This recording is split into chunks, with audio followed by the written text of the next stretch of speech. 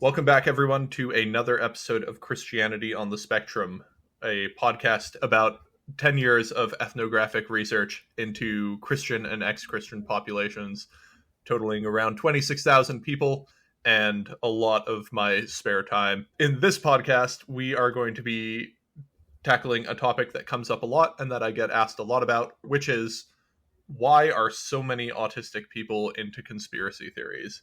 A lot of people in their lives know other autistic people and see that they're really into conspiracy theories.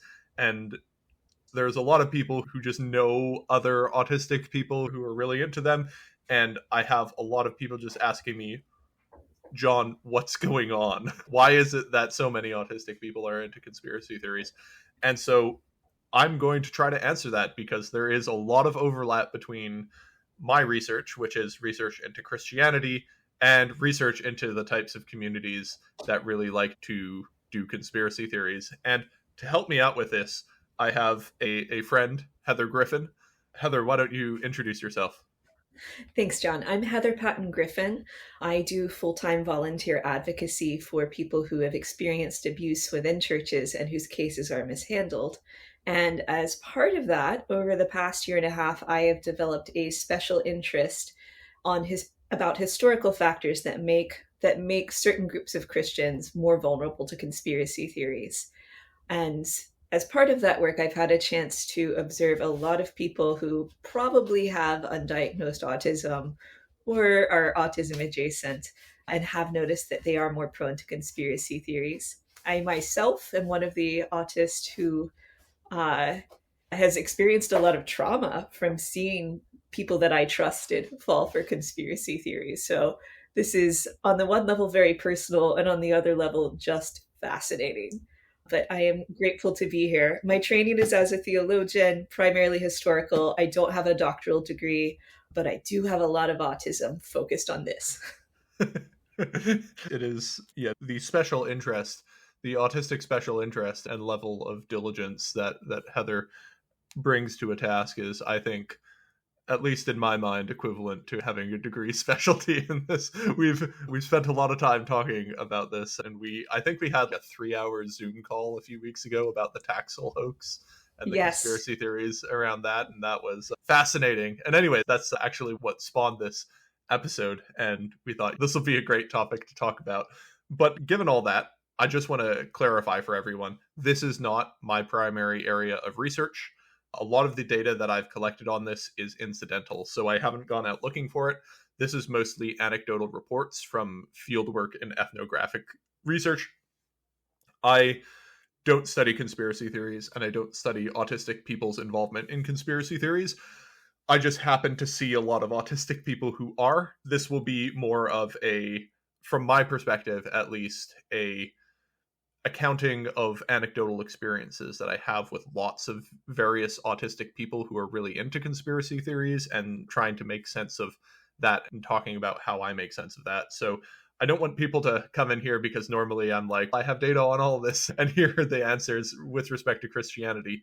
I typically do, but this is not an area that I've specifically focused on. It's just something that I've incidentally captured a lot of data on. When looking at this, I'm mostly, again, relaying anecdotal findings. So I have not done comparisons with the general population. I haven't looked at trends and how this compares to other sorts of neurodivergence. Like, I haven't looked at differences between people with just ADHD and people with autism and how that relates to conspiracy theories, or if that relates to conspiracy theories. I haven't analyzed dynamics of conspiracy theories and looked for the various different types of people who look at them, or like communities of conspiracy theorists. I have analyzed a bunch of communities of conspiracy theorists, but that's only because they had high concentrations of people with autism who were also Christians. But I wasn't specifically looking at the conspiracy theories. I just happened to be there because they were Christians and they were autistic and they were talking about it. I've looked at a bunch of things, but I haven't done like the in-depth analysis of how much conspiracy theory material is generated by autistic people specifically, how much of it is generated by non-autistic people. I haven't done a lot of that sort of work that I normally would do if this was just a pure Christianity topic. With all that said, I have found a lot of people. So I haven't done an exact count, but I have done sort of tally from a bunch of my databases where I knew there were communities of it. And it's somewhere in the range of about 500 autistic people that I found within my data set that would be hardcore into this and promulgating and propagating various different types of conspiracy theories of various flavors. And I've done a lot of digging into those. I've spoken to quite a few people who have openly talked about all of their conspiracy theories that they're very much into and given me books to read and resources to look into, which as a intelligence officer hurt my brain and I don't know, didn't make me feel great. Not because what I read, I found disturbing, but what I found was methodologically unsound. And if there's one way to make sure that I am upset, it's not to give me things that are disturbing or contain disturbing content. It's to give me things that have high claims of certainty with unsound methodology. And so that's that experience. I also have read a lot of the literature that's out there of other people's peer reviewed studies and academic literature about autism and conspiracy theories, mostly because I was just interested in it. So I've been tracking that over the years. And I also have a few friends who are what I call conspiracy theory anthropologists or conspiracy anthropologists, Heather being one of them, who are basically autistic people with special interests in conspiracy theories. They don't follow the conspiracy theories, they don't generate the conspiracy theories, but they like to study people who do. And so I spend a lot of time talking to them because I find that those dynamics fascinating, and there is some overlap with religious movements. And so we often talk and compare notes, but that's where this data is coming from. That's where the things that I'm saying are coming from. Just go into this episode with these caveats. Anything from your end, Heather? Yeah, so I also don't consider myself an expert on this. I do have decades of research on questions of epistemology, so the branch of philosophy that deals with questions like how do we gain knowledge? How to what degree of certainty can we ascribe something? So you and I have some overlap there, though your technical skill is much more advanced than mine. I have always been interested in questions of who do people trust? Why do people think they know things? Why can't people see things that are right in front of them? What sort of knowledge do we avoid? What sort of knowledge do we seek out? So I think my interest in conspiracy theory proneness builds on that. But there's also a lot at stake in this because conspiracy theories are very easily weaponized by demagogues to get the voter base to empower very destructive leaders. So I'm deeply concerned with that. I've been very concerned with the Christian witness or the failure of Christian witness in the proneness to conspiracy theories in the traditions that shaped me. There's a lot at stake for me personally, but also just a deep concern for my community and for the vulnerabilities of my community. So I'd also like to add, there aren't a lot of good studies on this, or There certainly are not. I didn't do much of a deep dive, but you and I were talking before we started recording about how this is actually quite difficult to study because what sort of autistic person is going to participate in a study about conspiracy theories? It's not going to be the ones who believe in them. Yeah. And so I have yelled ad nauseum on this podcast about my various issues and difficulties studying autistic Christians and just how hard it is to really penetrate into these communities and get good quality data on the sort of wide diversity of autistic people involved in these movements. Take all those problems and amplify them by 10 when it comes to conspiracy theories and conspiracy movements. This is a really hard field to study, and the only way you can do that is by setting up like an intelligence monitoring program and watch these people in their natural habitats and then record data on them, which I think is really funny. That There's a bit of irony there, John. Yes, yeah. The only real way to get really good quality information is to spy on conspiracy theorists. Which makes them feel great. It's going to Yes, yeah, really earn makes their trust. yeah, absolutely. So I think it's probably good to start by asking what is a conspiracy theory?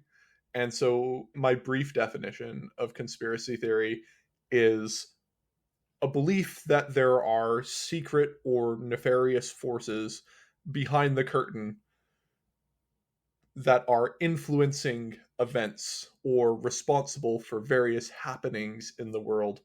And that's my quick definition of conspiracy theory.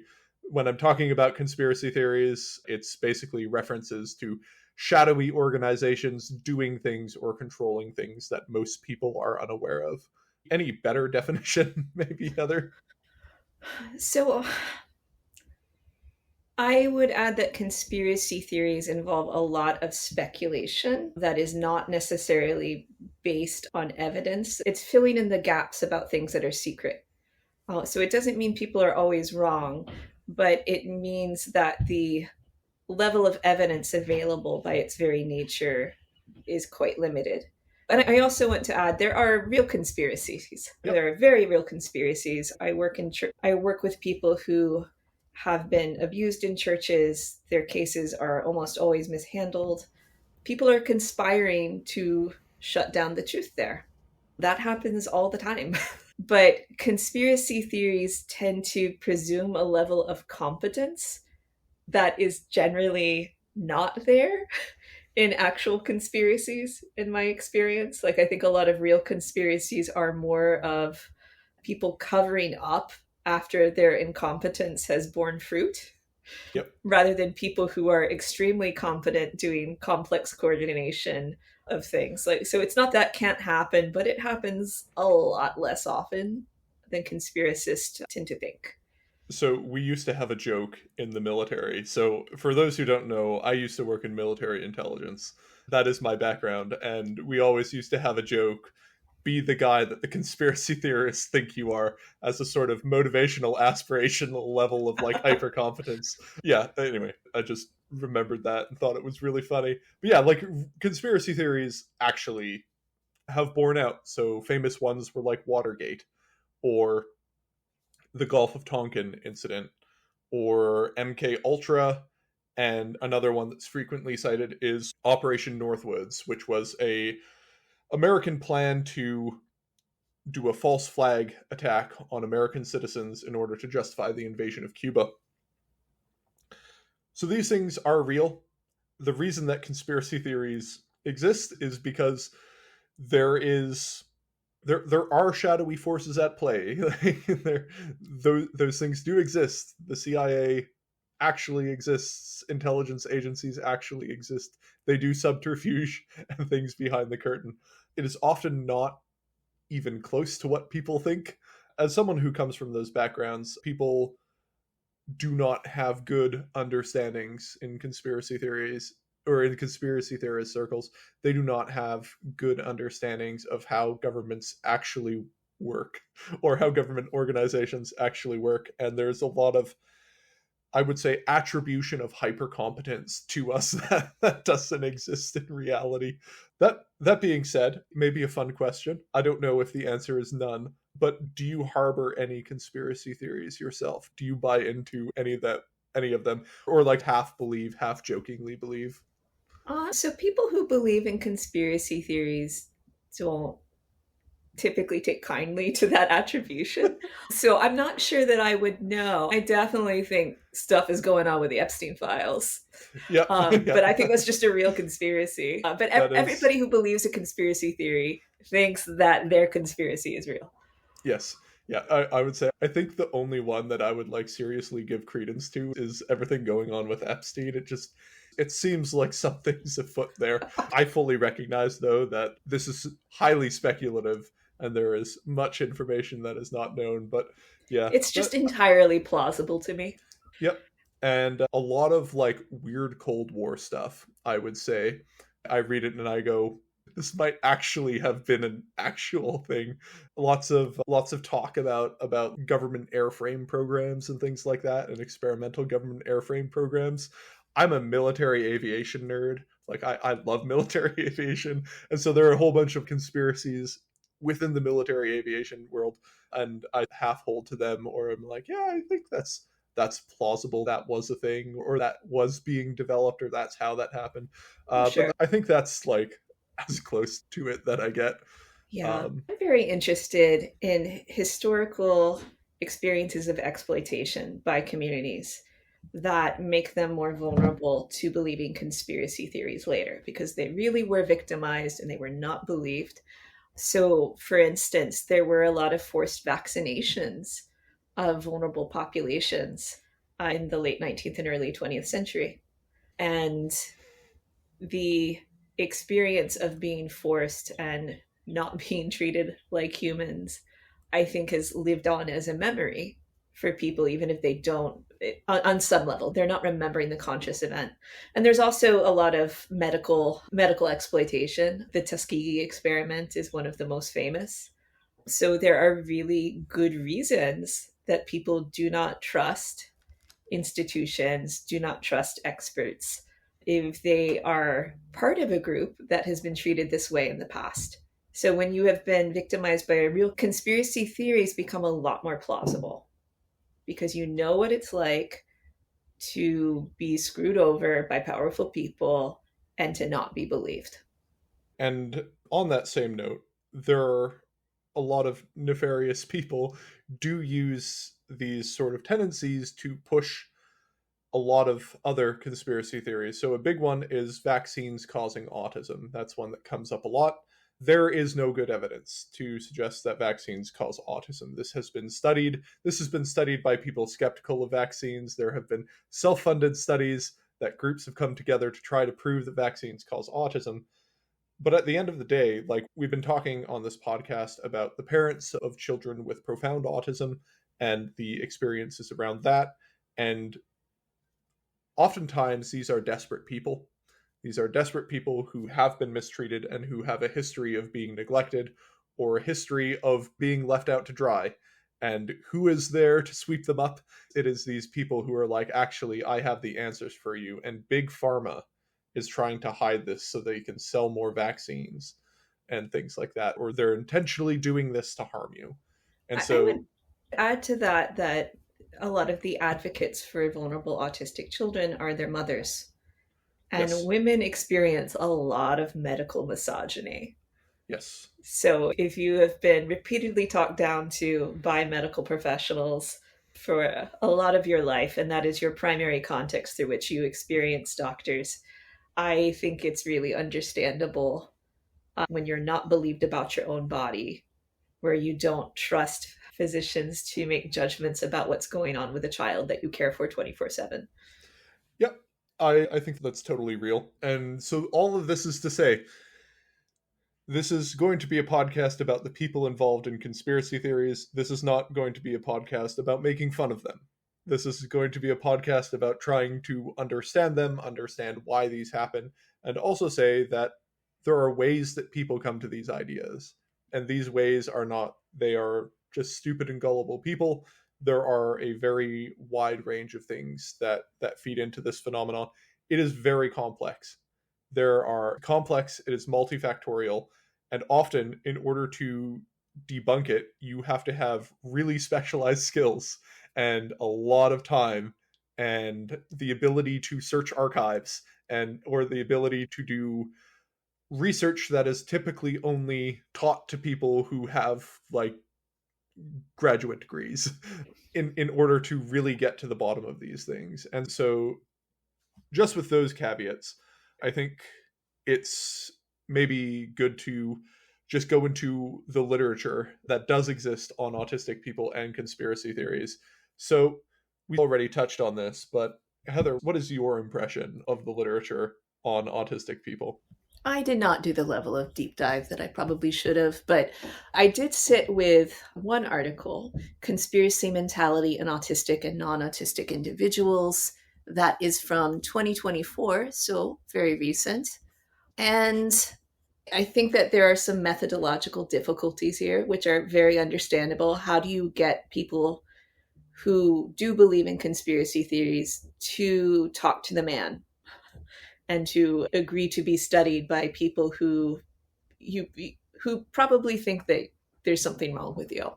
That's not fun. So there is a selection bias here. And I think that's just going to be very difficult to get around.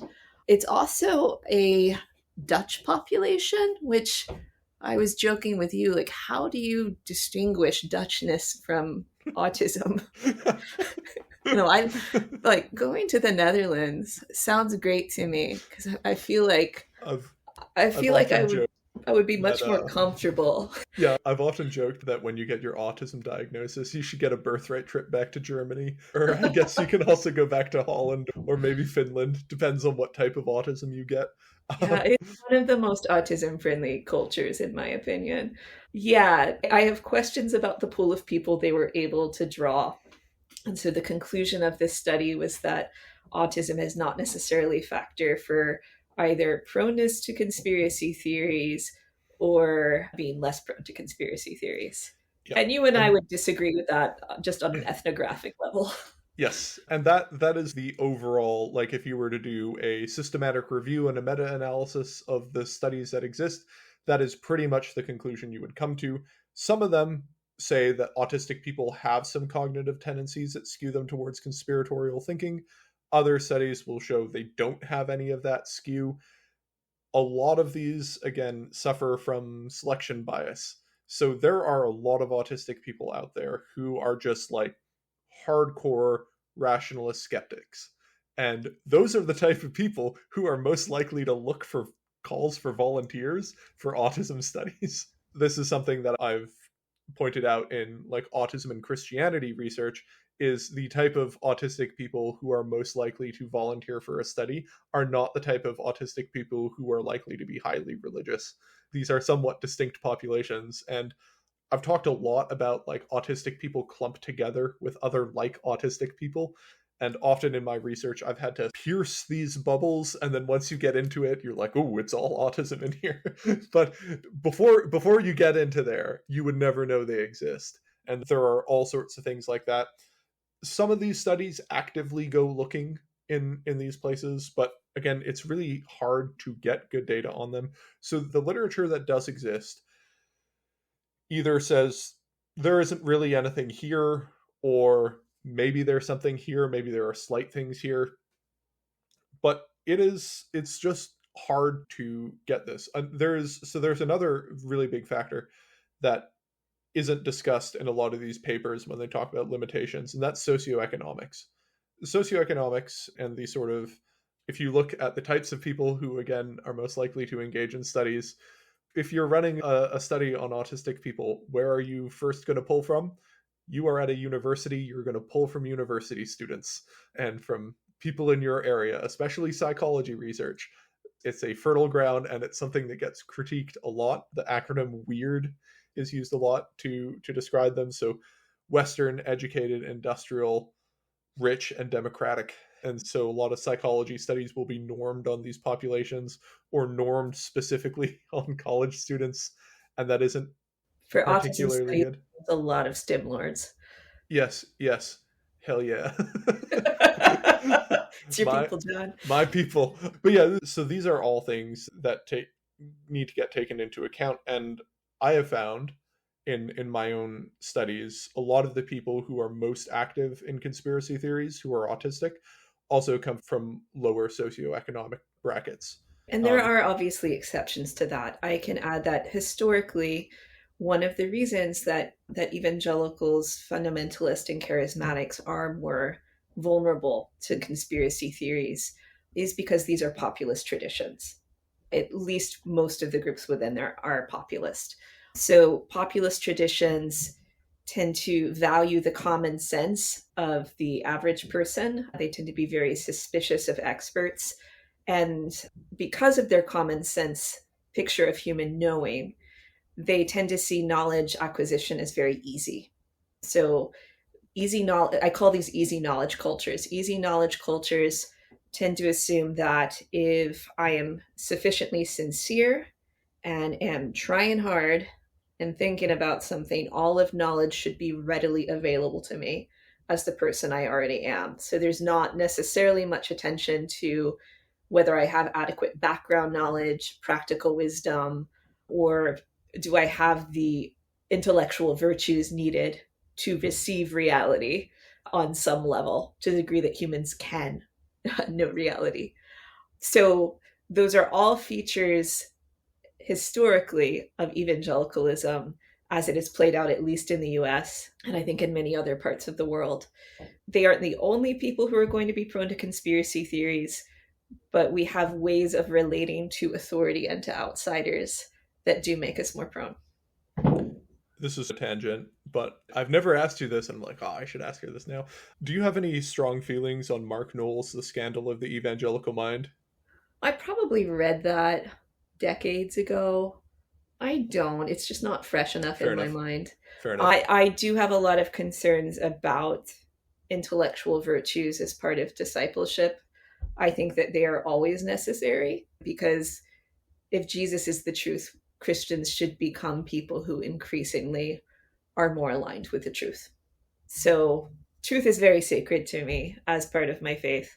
And so I'm distressed on many levels when people consistently are vulnerable to lies. I think it harms our neighbors, it harms ourselves. It's just really not a good thing. Yep. And so the reason I brought up that book is because that book is a ethnography of evangelicalism in America, and asking the question, why have evangelical Christians, it's by an evangelical Christian. Right. Who And studies it's, common sense yeah, realism and yeah. its influence on evangelicalism. Yeah, and his question is like, why do American evangelicals not have the same sort of intellectual footprint that you see in every other Christian tradition? And he tries to answer that question by analyzing populism and the various trends within American evangelicalism and anti-intellectualism and various things like that occur that also really closely overlap with conspiracy theories and conspiracy thinking. And yeah, so the literature on this topic, like I said, not amazing. Like, it exists and it does show some things, but it there is, as in the wise words of Wikipedia, this list is incomplete and you can help by expanding it. There's still a lot of research that needs to be done on this topic, and there are a lot of things that haven't been covered and a lot of need to do legwork in this field in terms of literature. But overall, the literature either suggests that there really isn't anything in particular in autistic populations as a whole, or there are some slight biases, or there are some things that bias autistic people towards this. One of the explanations for this that I would give is why the literature is this way and why do the studies show this is, I think autistic people, when it comes to conspiracy theories, are mapped across a bimodal distribution where most people would fall along a normal distribution, where you have some people who are really prone to conspiracy theories, some people who are really not prone to conspiracy theories, and then most people are somewhere in the middle. I think autistic people, at least my observations of them, again, this is vibes based analysis, I haven't counted the numbers or anything, but from the populations that I've encountered and the ones who are really into conspiracy theories and the ones who aren't, I would suggest that the autistic model of conspiratorial to absolutely not conspiratorial would be bimodal, meaning it would have a much higher peak on the conspiratorial side and a much higher peak on the absolutely not conspiratorial side, with a lower trough in the middle between those, with people having a sort of medium susceptibility or average susceptibility to conspiracy thinking. There was a tweet that our finest autism warrior, the proudest representative of our kind, Elon Musk, retweeted in I think it was last year in February, after the account, another fine warrior of ours named Autism Capital posted a meme, and the meme said, "Autistic people are immune to propaganda." And Elon Musk says, "This is very true." It's very funny because of all people, Elon Musk has spent his entire last 2 years just retweeting any conspiracy theory that happens to go along with his biases, or things that tell him that he's a really cool guy or whatever. But yeah, so there is this perception within autistic communities that autistic people are immune to propaganda, or that autistic people would never believe conspiracy theories, or autistic people can debunk conspiracy theories, or we're good at seeing the real truth. And that is not the case. Yeah, this is Just Stim Lord mythology. yes, Um, yes, yeah, this is so this is a self perception by primarily autistic men in STEM or who wish they were in STEM, who like to think of themselves as not credulous or gullible, who need to see themselves as hyper rational. On the ground, I don't think it actually works that way. And of course, like hubris about our own mental hygiene only makes us more susceptible. yes, and simply not being able to reckon with a lot of the things that, like, we're experts in a lot of really specific fields, and not realizing that expertise in that field does not translate over to other fields, and that your ability to analyze things in one field doesn't translate over to the other. I do not harbor the delusion that autistic people are less likely to belong or to believe in conspiracy theories. I think autistic people who are in skeptical rationalist communities are less likely to endorse conspiracy theories, but that's because those are the autistics that self select into that field. And a lot of the autistic people who are promulgating these claims that autistic people are these hyper rational, logic brained information crunchers are the types of autistic people who end up in those communities, and so they only see other autistic people who end up in those communities, and you have that sort of self-licking ice cream cone feedback loop I that mean, like yeah, as alienated as we are from neurotypicals at times, autistics feel much more alienated by our enemy camps of autists. yes, yes. Yeah, the I often joke about incompatible forms of autism, and yeah, that's certainly the case Yeah. in a lot of these places. Yeah. You and I were talking during our last conversation about how in advocacy, autistic women are highly overrepresented. Other autists are too, other neurodivergent people are too. But in a setting in which we are trying to seek accountability for church abuse or mishandling, on the other side, it's almost always neurodivergent, usually autists who are also defending the system the hardest. So they're far more likely to sign up to be flying monkeys. Yes, our greatest allies and our biggest ops is how I like to put it. There is there is simply a there are many on both sides of these wars, and a lot of autistic people like to pat themselves on the back and to think themselves as part of the group more rational than everyone else, or smarter than all the neurotypicals, or being immune to propaganda. And I think that can easily be debunked by simply spending a bunch of time with a diverse range of autistic people. There is no greater way to shatter the illusion of autistic intellectual supremacy than to just spend a lot of time talking to autistic people. Yeah, I love because we autistic people. I think we're great. so do I. I But we love can't spending time pick with the it. Yeah, worst. but like we are not immune to the worst tendencies in human thinking. We are just as susceptible, some of us far more susceptible than others. Yeah. I think the bimodal distribution comes from the reality that autistic people tend to be quite extreme. So, whatever we believe really hard, and we try to be consistent with it most of the time. So, if your premises are good and you have been trained in some of those skills to assess source credibility, for instance, so that you can properly fact check, and if you are inclined to fact check, then you're going to be a more intellectually virtuous person in that respect. If your premises are poor and you did not have the advantages that would equip you to know how to assess what source is credible, to know how to even go about fact checking, you're going to be really vulnerable if you're in a community that rewards conspiratorial thinking. Yep. And I have often used the term bimodal distribution, and I don't use it because I just like saying the word. I do like saying the word, to be fair to my critics who might say that. I do love myself a good bimodal distribution, but the reason I say that so much is because it happens all the time in autistic communities. We are often polarized on extremes, and I don't see a reason why we wouldn't expect that in this case as well. It just is in the nature of how autistic people go about their lives in the world. And so I think it might be good to talk about the types of autistic conspiracy theorists that I've encountered. And again, I've encountered quite a few of them. One of my friends, I watched him become a conspiracy theorist, and then that happened again with another friend. And I think 6 or 7 people that I know in real life I've watched fall down the autism conspiracy theory hole. And I've watched a lot more people online do it, especially over the years. And I found that they're sort of in 4 categories. So the first one are true believers.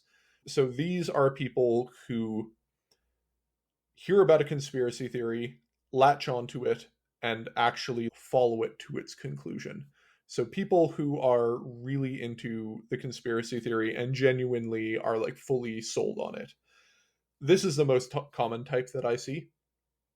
But there are also a few other types. One of them is a person who isn't a true believer, but just thinks it's fun, who just finds it interesting. These people, I talk to them, I'm like, so do you actually believe this? They're like, oh no, it's just, this is like Warhammer lore or something, except it's about real Yeah, life things, so it's more fun. yeah. And Autists and tend to be meta fans, yes, or at least are more likely to be meta fans. yeah, We are fans of other people being fans of things. yes. And this is there is I have known quite a few people who are into conspiracy theories, who build conspiracy theory content, who generate conspiracy theory graphs. And I talked about this in the fundamentalism episode about conservative Christians building these wild biblical illustrations and things like that about the end times or whatever. And Dispensationalism is a big factor here. yes, and so you have autistic people producing that. And then you also have autistic conspiracy theories producing their own equivalent infographics, just not on dispensationalism, but on their own conspiracy theories. And there is, in fact, a very large overlap between the people who are into dispensationalism and the people who are into conspiracy theories. Find Should yourself we a define dispensation? dispensationalist. Give a little definition of dispensationalism. Yeah, so dispensationalism is a specific idea of the end times. So there are various different ways of thinking about Christian eschatology, and dispensationalism is one that sees these sort of distinct periods in Christian eschatology. Now, if you are familiar with the Left Behind series, that's how it got really popularized. By It's John Birch Society enthusiast and Illuminati true believer Tim LaHaye. Yes. Tim LaHaye is a massive conspiracy theorist, also huge popular author within evangelicalism in, was it the 60s that Left Behind was written? Oh no. No. Oh, this was primarily the 90s when it was The coming out 90s. and Wow. into I the mean, early zeros, I want to say. I was but a babe during that time. Might as well be the 60s, you know. Joking. Well, um, John, I was in high school and I yes. vividly remember those books coming out in my Okay. Southern Baptist circles. Yeah. Yeah, yeah. The idea is that there are going to be these periods of time, and that we are living in those periods of time right now, and various interpretations of the Antichrist and how things are going to happen, very literalistic interpretations of Revelation. So in Revelation, there are all these sort of wild beasts that are described, and the people reading Revelation go, locusts with lions' heads. You know what that sounds like? Apache attack helicopters. We can decode this and realize that we are now living in those end times. And it's the ideas around that. It's an approach to scripture that tends to atomize it as data points that we can select out of. Somehow our brains also always magically know which little scripture data bytes count as evidence in this case, and we see clearly how to put it together. Yes. It is a wild ride for anyone who's been involved, especially so I got a lot of messages since October 7th, the October 7th attacks, because a lot of dispensationalists started being like, the red heifers, they're coming. The end It's times, always the red these are the heifers. signs. Yes. Again with the red heifers, yeah. Yeah. So in my own research, I have uncovered some historical factors that relate dispensationalist patterns of thinking to the tradition of conspiracy theories that we are very fond of in evangelical and charismatic cultures. So the great grandmother of conspiracy theories is a woman named Nesta Webster, who started writing in the late 19 teens, and she published some conspiracy theory classics, which people always seem to find on archive.org, and they always seem to find them to be very impressive. Some people took her seriously in her own day. But Nesta Webster was raised as a very privileged English person. She was the daughter of a banker, and her family was not Anglican. They were Plymouth Brethren. So they were dispensationalists. And I have read one scholar who notes that the dispensationalist patterns of thinking continued in her life even after she moved away from that specific faith tradition. So she got very into Buddhism. She became convinced that she was a reincarnation of a French aristocrat, which is why everybody should believe her take on the French Revolution. And but she still considered herself to be some form of Christian, and that animated her later affection for Christian fascism. But the dispensationalist patterns in terms of how she relates different conspiracy theories make it very easy for people who are still within those church traditions, who would not share her theology or her take on certain things like reincarnation. It makes it very easy for them to plug their own theological framework into her conspiracist framework of how all the different secret societies flow together. And she's actually a true believer in the 19th century French satanic panic, though she moves away from that a little bit later. But there was a massive hoax in the late 19th century perpetrated upon French Catholics who also believed that they were in the end times and that the Jews and the Masons were gathering together to bring about the birth of the Antichrist and try to topple the true Catholic Church. So, ironically, the groups of Protestants who are most likely to loathe Catholics are also most likely to fall for the leavings of anti-Catholic French conspiracy theories and hoaxes that were perpetrated to make fun of Catholics and take their money. Yeah, and I think one thing that you mentioned there is really important, which is the sort of interweaving of conspiracy theories. That is something I see a lot. So it's rarely that someone is into one conspiracy theory. It's usually they're into one conspiracy theory, which is tied to another, which is tied to another, and they create these complex, intertangled webs of conspiracy theories. And like a good example of this is QAnon. So I don't know if you've followed much QAnon, Oh, yes, I Heather. have. Yeah, but QAnon is if you stitched every single conspiracy theory together and somehow also added in a hefty dose of American alt-right politics. That is what you would get. It is a unifying conspiracy theory of conspiracy theories. That's not a new phenomena. So this is a historical tradition that the people who fell into QAnon inherited without necessarily realizing it. So there are a group of writers and thinkers from the early 20th century. The three big ones are Nesta Webster, Leslie Fry, and Edith Starr Miller, who is also known as Lady Queenborough. And two of them were quite close friends, Leslie and Edith were, and they both admired Nesta Webster deeply and were aghast at how she got it wrong and how she didn't understand that all Freemasons are dangerous, and she wasn't quite aggressive enough about the Jews, other than heavily promoting protocols of the Elders of Zion.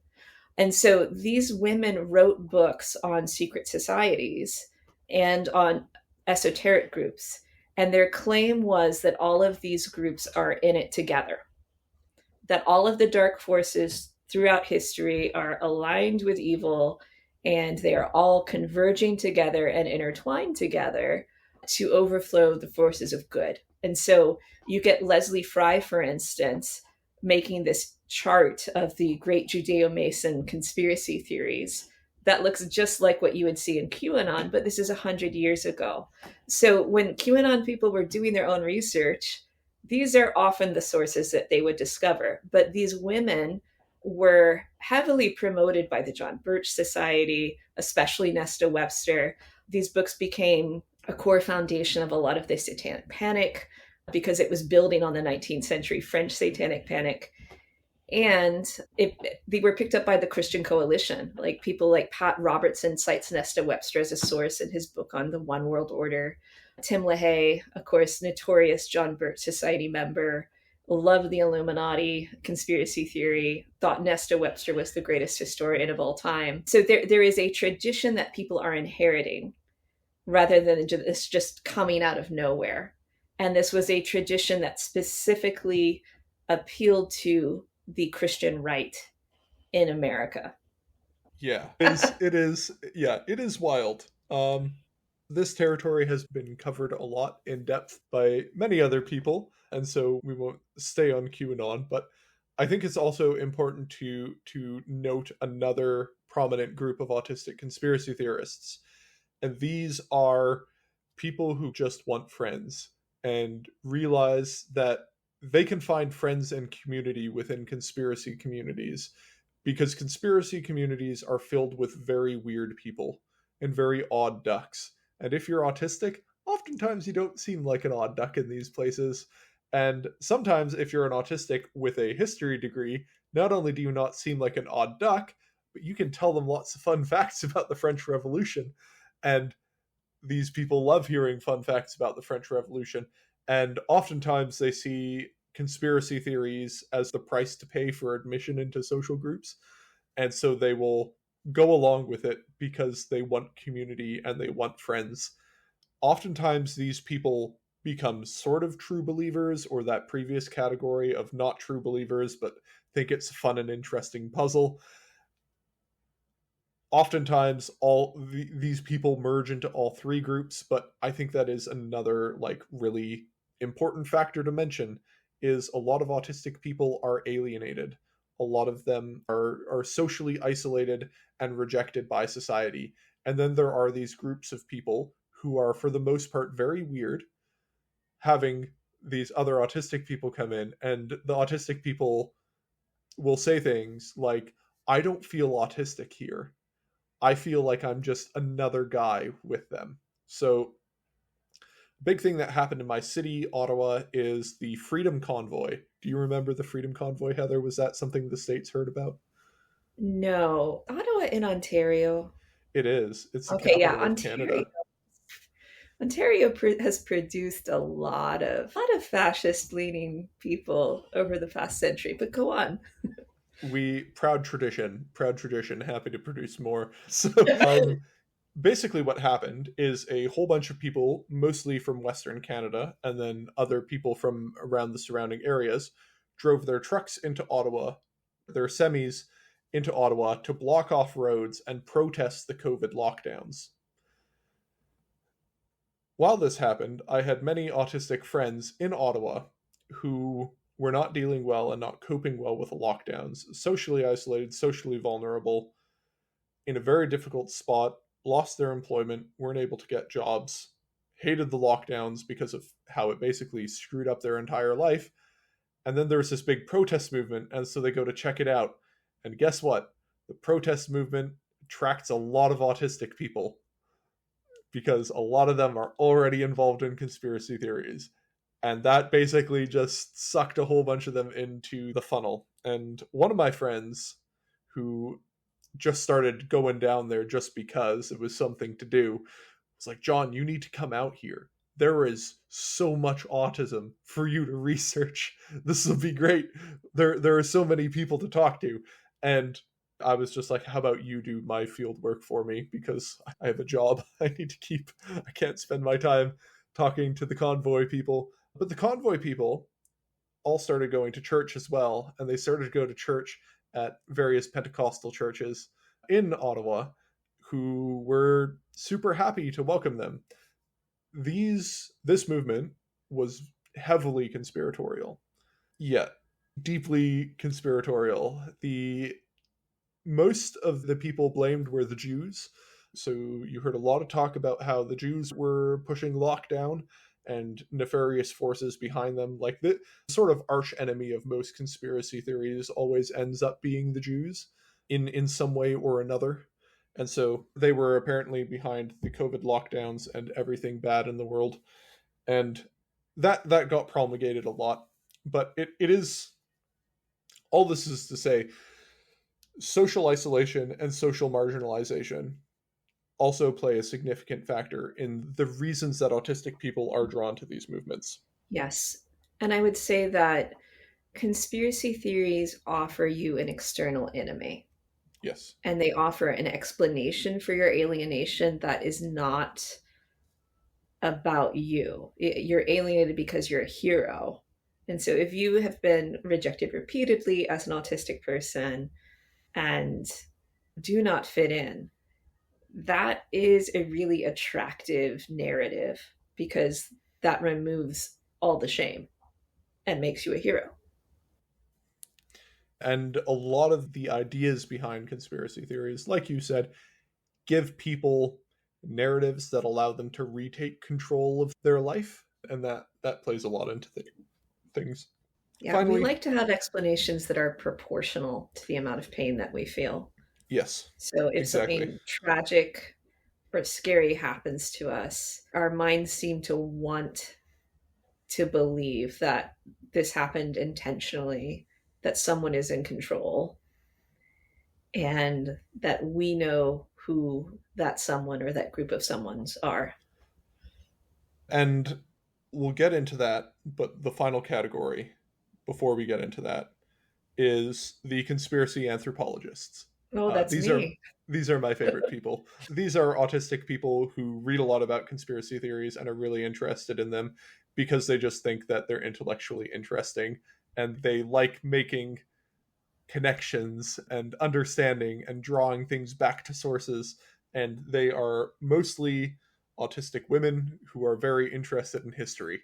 Yes. Yeah, that That's the tracks. type That who tracks. gets into that. Yeah. So I would say I am obviously incredibly interested in this intellectually. I am interested in it for its own sake, but that's not primarily what drives it. What drives it is deep concern for the vulnerable people who are sucked into conspiracy theories and for the harm that, without meaning to, they can help inflict on the world. Hey everyone. If you're enjoying this podcast and want to support my work, please consider liking, subscribing, and commenting if you're listening on YouTube, or rating and reviewing the podcast on whatever app you listen to it on. Some people have asked me if they can support my research work and podcast or encourage me to continue doing this work that many autistic people find valuable. If my work has been helpful for you and you have the means to do so, I would appreciate if you could make a single donation or sign up for recurring monthly donations to the Against Malaria Foundation. I'll provide a link in the description. This is a very effective charity that helps prevent malaria by donating bed nets to people who need them. Each net costs around $2 and lasts for 3 to 4 years and protects on average 2 people. The statistics on this are well known. Every 600 nets that are provided saves 1 child from dying of malaria, and around 500 to 1,000 cases of malaria get prevented. Every single net matters. Even if you can only make a small donation, I would greatly appreciate it, as it really helps motivate me. So far, we've already raised well over $500, and I have to say, from the bottom of my heart, thank you very much to everyone who contributed. This does make a difference, and this really does help me want to continue pursuing this work. In addition, this podcast has merch. We use Teespring as a provider. I can provide a link in the description. There you can find many fun stickers that have themes that come up in this podcast, shirts, or mugs. Any of the proceeds from the merch will be donated to the Against Malaria Foundation and shared with the artists. That's all for now. Back to the podcast.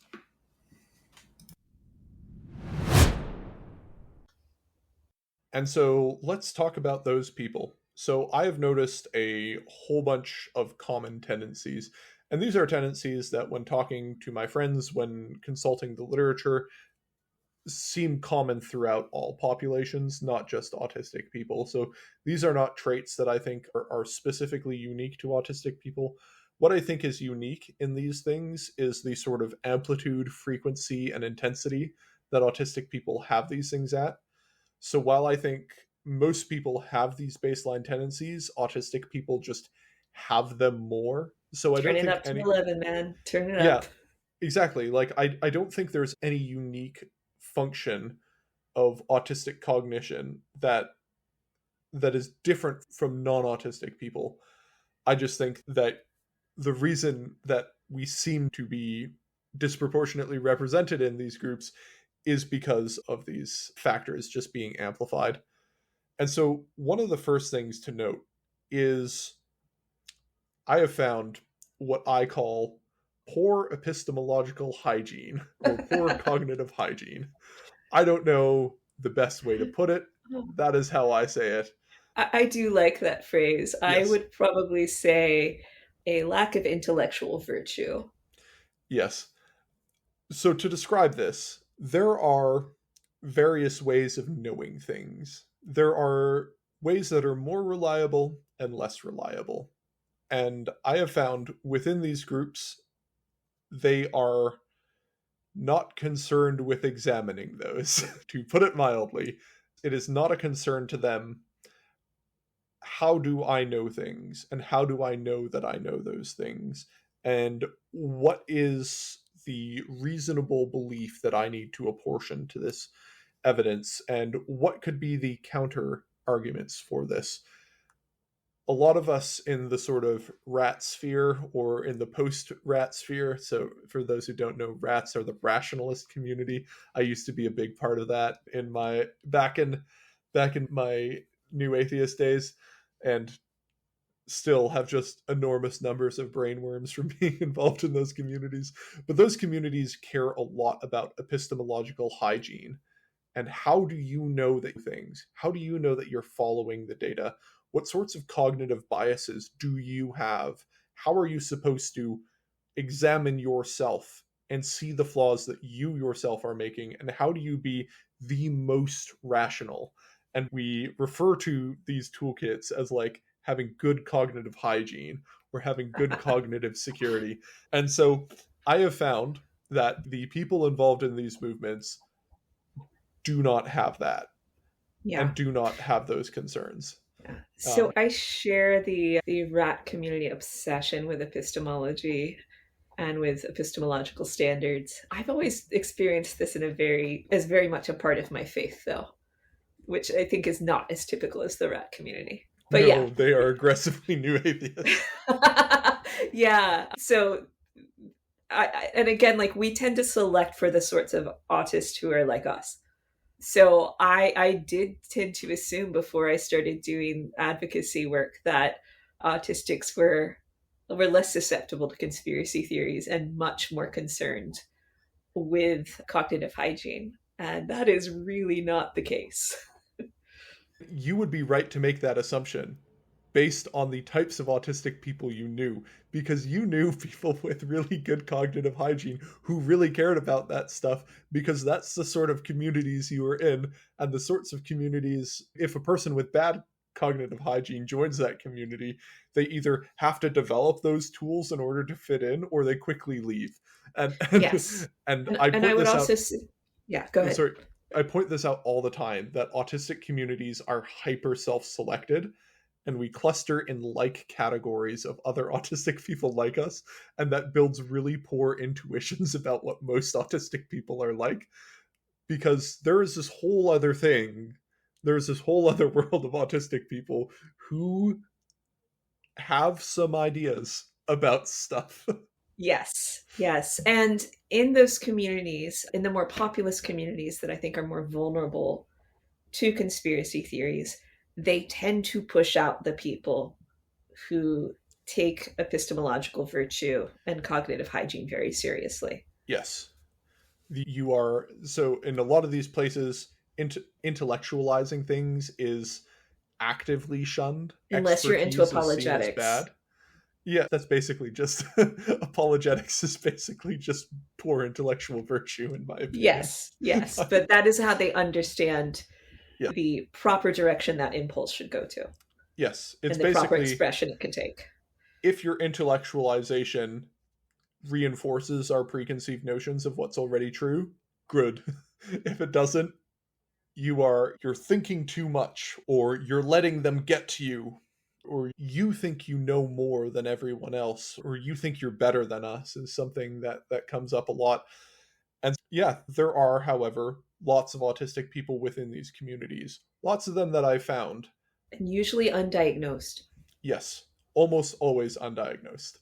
because Now, these communities are also more likely to be yes, suspicious of psychology yes. and of psychiatric diagnoses. Yep. And how, so you might be asking, John, how do you know? Like, how do you actually know this, right? Like, how do you actually know these people are undiagnosed autistic people? And the easiest way to say that is pattern recognition. So that is a conspiracy theory idea, but hear me out. So there are two main options. So one of them is to just look at diagnosed autistic people, look at the traits, look at the behaviors, look at the patterns, look at the commonalities between those diagnosed people, and then look at these undiagnosed populations and say which people fit these patterns that have already been pre-established based on various demographics. The other really big one that I have been able to rely on quite a bit for this is people who leave those communities and then get diagnosed, because those people are typically very good at identifying other people in their communities who are or are not, and can more accurately relay this information back to you.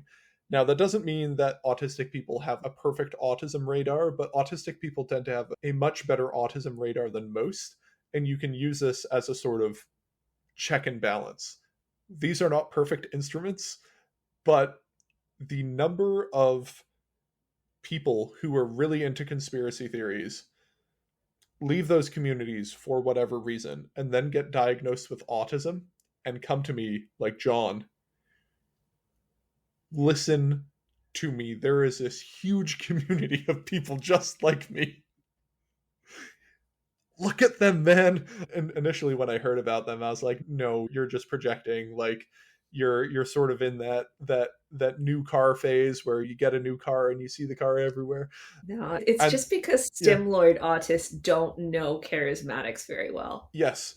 Yeah, and then And and as a then charismatic, I can say, like, the sorting hat disproportionately sends the autist yes. to our world. Yeah, and I took their word for it. I went in and I was like, "Oh, your radar wasn't broken. You are completely correct about your assessment here. This is wild." And it's like studying an alien species, but like the alien is also you. It's a very weird phenomenon as a Oh yeah. rationalist getting dumped Yeah. into these communities. Also, they like to touch you way more than any other autistic community. Oh, I know. I know. This is a thing, but you can just tell them to stop Yeah, yeah, and they'll but listen. just greeting you, like they won't just shake your hand. They will shake your hand Oh, and put like their you get hand like on the your shoulder. shoulder Yeah. massage. Oh, gets me every time. Do not like it. Yeah. Yeah, so the sort of lack of epistemological hygiene or lack of cognitive hygiene is a huge factor in these places. Another really big one is a lot of them, if they have a college degree or a university degree, often have it in STEM. I don't know why this is. I mean, Interesting. I can make a few predictions, but I will often find STEM autists in these communities far more than I'll find like MAs in English. The but the most common degrees that I find in here are Bible college degrees. Worship Yes. Arts, Moody Bible Institute, Bible, Bob Jones University, these types of programs that sort of give you a degree in Bible or a degree in youth ministry or something like Right. that. So that's by far the most. But if you look for accredited universities, a lot of it is like STEM engineering stuff. And So I think that part of the reason for that is there is a set of disciplines that is just seen as they're respectable careers, but they are removed from your theological thinking. So the community still accepts those. Whereas if you are the person who's getting the master's in English literature, it's a bit harder to fit in. Yeah, and also a lot of engineers are really good at finding patterns and Yes. really Well, good and at you need drawing somebody to run the sound connections. system in a Yes. charismatic church. Like Yep, they're very big on their music. You have to have they are. music nerds. Yeah, I noticed this. Like I am a charismatic. Really I was not primarily formed by the New Apostolic Reformation or independent charismatic movement, but I was around those people enough. And then I went to grad school and was not really around those people until the International House of Prayer Kansas City abuse crisis broke. And then I was around charismatics all the time. And there are things that I just loved about it because these are definitely my people. Relative to any other abuse crisis that I have been around, the charismatics are so much more serious about understanding what is going on and holding their leaders accountable. Not all of them. Some of them are the absolute worst, and they will be loyal to their abusive leaders until they die. But relative to every other space, the charismatics show up in much higher numbers. And having received my autism diagnosis a few years back and reflected on it a great deal, it was very interesting to be back around my people and to see that a lot of things that I had taken to be basic Christian conscience in other systems, yeah, abuse is wrong. It's our responsibility to take care of abuse in the church. It was such a shock to realize, say, in Anglicanism, that people don't think that way. They're like, this is somebody else's problem. The charismatics responded the way that I thought Christians would. They're like, yes, this is our problem. We're going to inform ourselves about it. And we are going to seek to understand this. And we will reflect on our lives and what happened here. So, yeah, tons of undiagnosed autistics in the charismatic Yes. world. And I love them. But when they're trying to figure out what happened, they are so much more vulnerable to conspiracy theories. And those are often patterns of thinking that made them more vulnerable to predatory leaders in the first place. And that's just tragic to me. It's just And tragic. one of those patterns that I found is a sort of truth-seeking confirmation bias. So Yes. a really big one that you find in these communities is they're autistic, they intellectualize, that is what they do. They do not intellectualize carefully. And so they read something, and the first thing they read that goes with the idea that they already had is the idea that they run with. And then they Right. find other things in those places.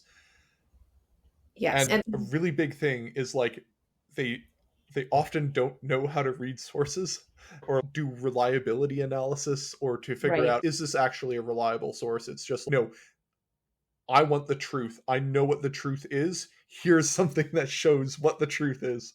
Yes. Happens all the time, unfortunately. Yeah. There's different traps depending on the tradition. For charismatics, there is this notion of discernment, which has very little content to it. It is almost always confirmation bias. Anything that lights up my amygdala is the Holy Spirit telling me I have found the truth. The way in other traditions, say if you are a more fundamentalist leaning Baptist, it is it is because I know all the right Bible facts and assent to them that I am going to be able to grasp reality.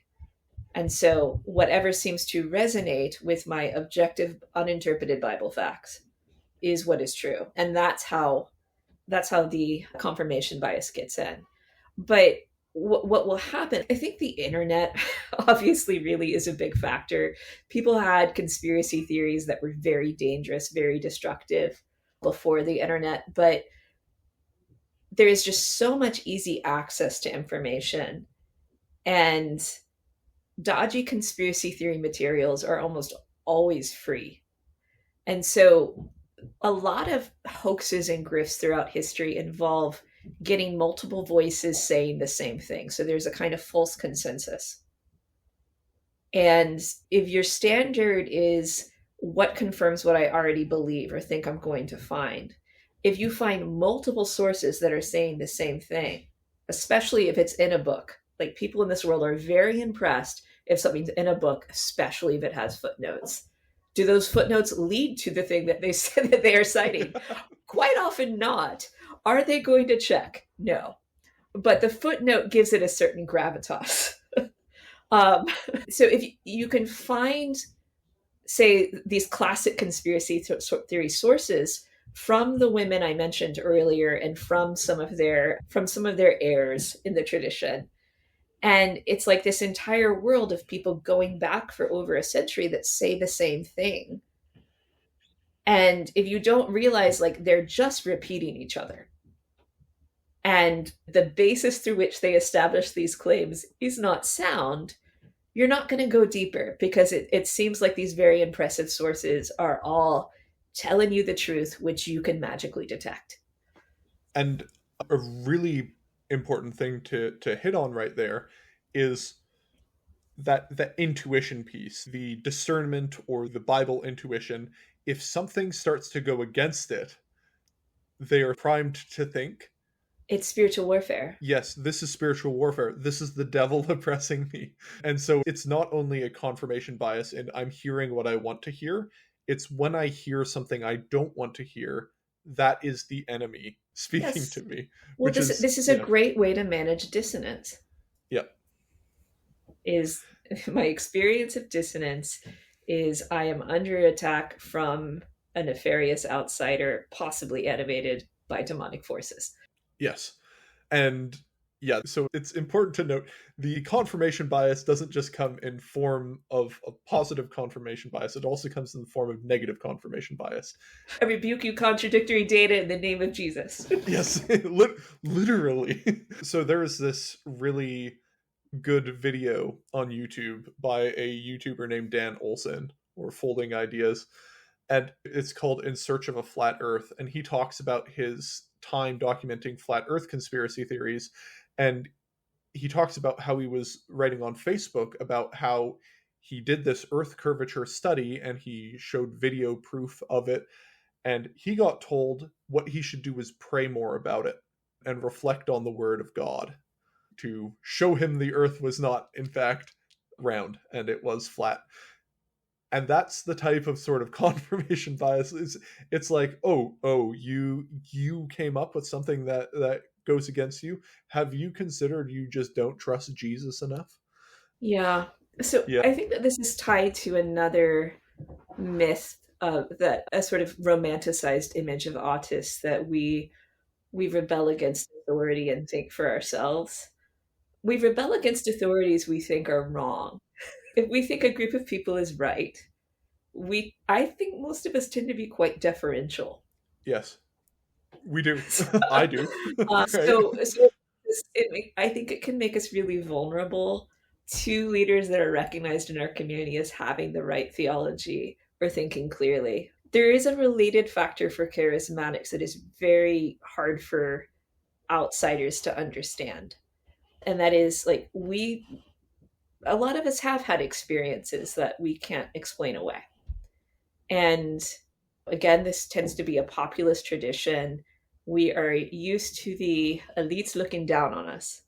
And so if you have experiences that Western elites, who are more likely to be materialists, dismiss as crazy and not real, that reinforces your lack of trust in them. But if you, I don't think there's any such thing as an uninterpreted experience.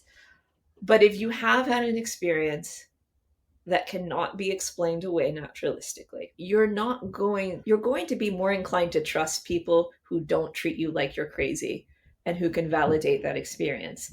And also, you're going to be more predisposed to seeing these grander spiritual patterns, whether they're there or not. They become plausible in a way that they just aren't to naturalists. And I think there's other related things to talk about here. So this isn't just a facet of autistic people in conspiracy theory circles. All these things that we've just talked about are very live and well within the neurodiversity movement and within the autism advocacy movement. Look at how those guys read mouse studies and just come back to me and tell me that you don't see confirmation bias run absolutely wild. Like, overinterpretation of studies that show theoretical ideas about autism that they really want to be true, like double empathy problem confirmation studies that don't actually confirm the double empathy problem or methodologically didn't show what they think it showed. It's everywhere, right? This isn't just a conspiracy theory problem. This isn't just an autism problem. This is an everyone problem. It's just I don't autistic know. people also have it. John, I think you should just pray about why you hate mice so much. Yeah, I love the mice. Actually, that's You that's love why I the hate mice. You just that's why I hate hate mice mice studies, studies. because they turn them into goop. They turn them into goop at the end, and they murder the mice. And it's actually because I love mice that I hate You, mice. you love mice. That's it. This is a joke, but yeah. So another really big thing that I've noticed is autistic people really like thinking of themselves as intellectual, and really like thinking of themselves as being a smart person. This is unfortunately like a massive character flaw that I have. Yes, I think yes. it's This is one that, intellectual advice. yes, Yeah. this is a problem that I think most autistic people have. Yeah. And one thing that comes along with that is the desire for secret or forbidden knowledge. Ooh, the This Gnostic is autists. huge. Right? No, but like actually, the Gnostic Yes. autist, where there is this desire to know things that other people don't, and to have knowledge, because knowledge is power in many senses. And a lot of autistic people who don't have control of their social situation, a way that they wrestle back that control is by knowing things, and by being the smart person. And for a lot of us, that becomes our social coping strategy. I talked about this in the apologetics episode. A really big coping mechanism that a lot of autistic people rely on to survive churches and to survive Bible studies is to read a lot of apologetics and learn all the arguments, to be the guy with knowledge, to be the guy who knows things. And that ties really closely into a lot of conspiratorial thinking, to Absolutely. know the truth hidden behind. A really big thing that you saw a lot of in new atheist communities was Jesus mythicism. Not because this is a well-founded idea, not because there is great evidence to suggest that Jesus is a myth, but because it is secret or forbidden knowledge, or it's knowledge that you're not supposed to have. Another really big common thing is are I don't know if I should bring this up. Or do you know what the Human Biodiversity Project is, Heather? No, John, do The tell. Okay. Do you know what the neo-reactionary movement and the Dark Enlightenment are? I know something about the Dark Enlightenment, but I think you're about to tell me more. Okay, so race scientists, basically. Race Oh and IQ no. studies, race Oh no. scientists filled with autism in a wild way. And these people love forbidden knowledge. These people love having knowledge that no one else is allowed to have, and love having conversations no one is supposed to be having. I don't know why. This seems to be a trait amongst autistic people, and my theorization, and again, this is speculation, is that the reason why is because so many of us rely on intellectualization as a social coping mechanism and as a social defense, where we get used to being the smartest guy in the room, and that gives us a sense of security and a sense of control. And so that builds in reward pathways to seek out forbidden or hidden knowledge. And it's everywhere. Yes. All right. So let me translate this into a charismatic key because it plays out very differently. Yeah. In charismatic culture, they tend to be anti-intellectual, but if you are one of the few people that has an advanced degree, you are treated like an expert on absolutely everything. Dr. Michael Brown is a great Yes. example of that. Boom. Um, he's a big apologetics guy. Yes. So we do have kind of that apologetics angle, but it's just not as emphasized as much culturally. So instead of hyper intellectualizing, there is a hyper spiritualization, and the hidden knowledge is sought through prophetic discernment. So if you have an anointing and a prophetic gift, then you can get the secret, for not necessarily forbidden knowledge, but you have to have the anointing to get the knowledge. So there is a strong classical Gnostic element here, where you are one of the special chosen. And if you are recognized within that community as being anointed and having a prophetic gift and calling, then you have the magic power knowledge.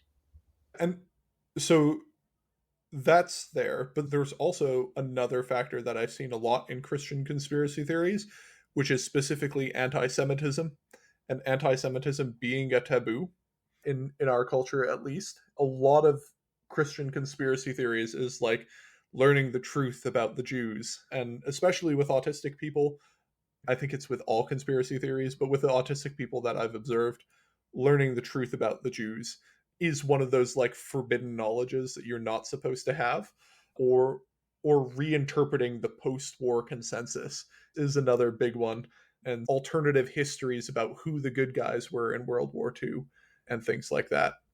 So I don't run into that as much in the charismatic world It because, is very common in young men, young yes, autistic men.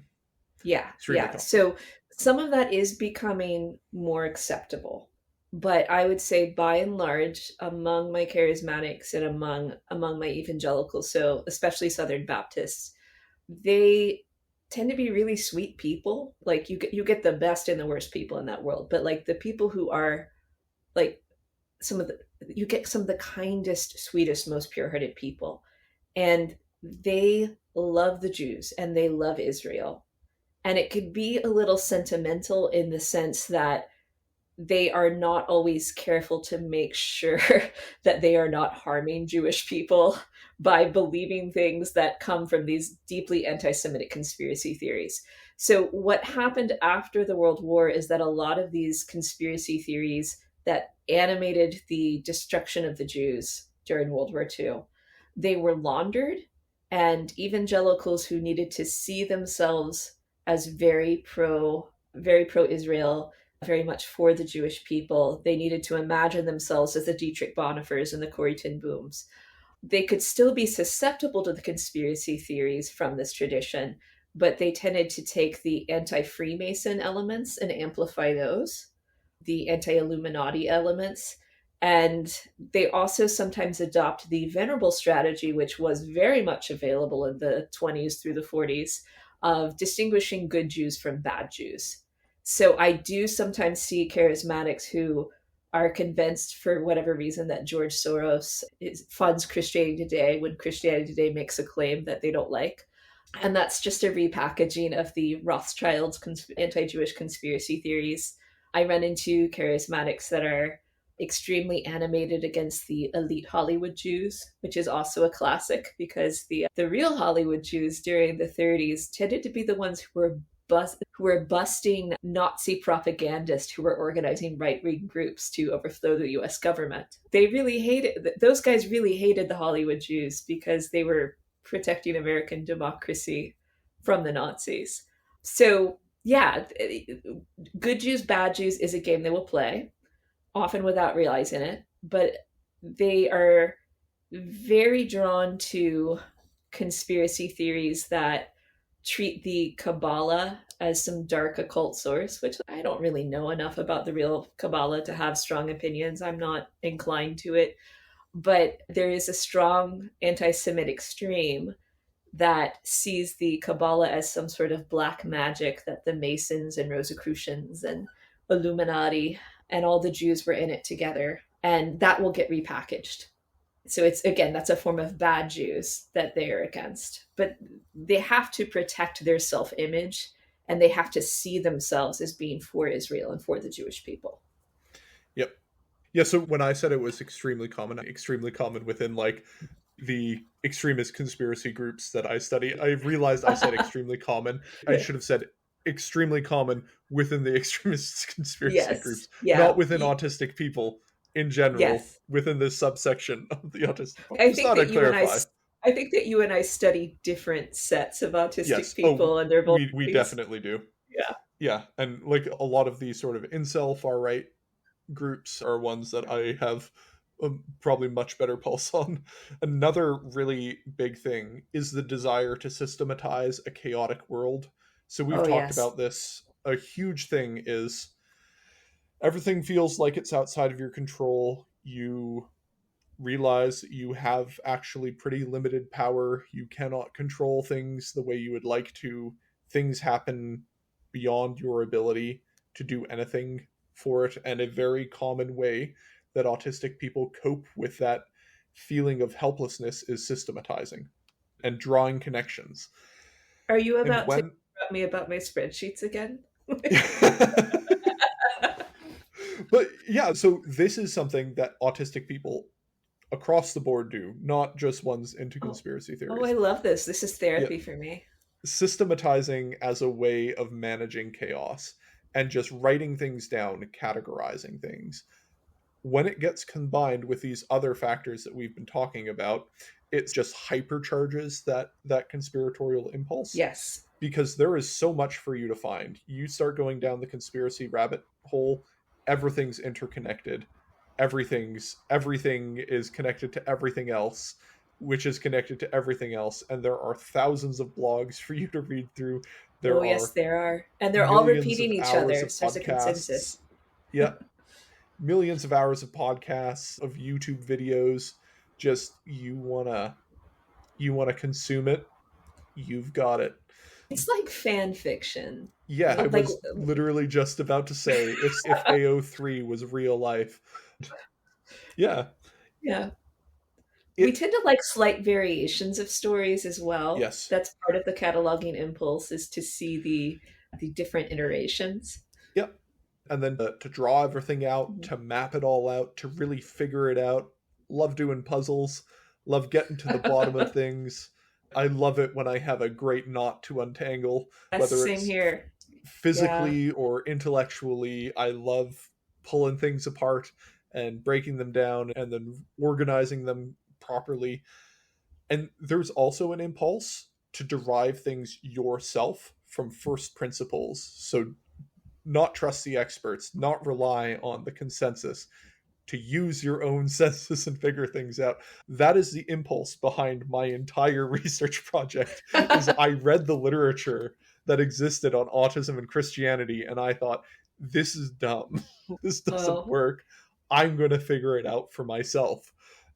yeah. And The and I amount of did it. yes, and I very much relate to this impulse. And I think that when you have the skills to assess the sources and to check them, which again involves access to a lot of resources and libraries, and sometimes like the ability to read different languages, this impulse can be really beautiful. Like, I love a good fact check. I will drill down on any and every footnote until I find out exactly how they got to that conclusion and who the first person was who made this claim and why they are wrong. I love that.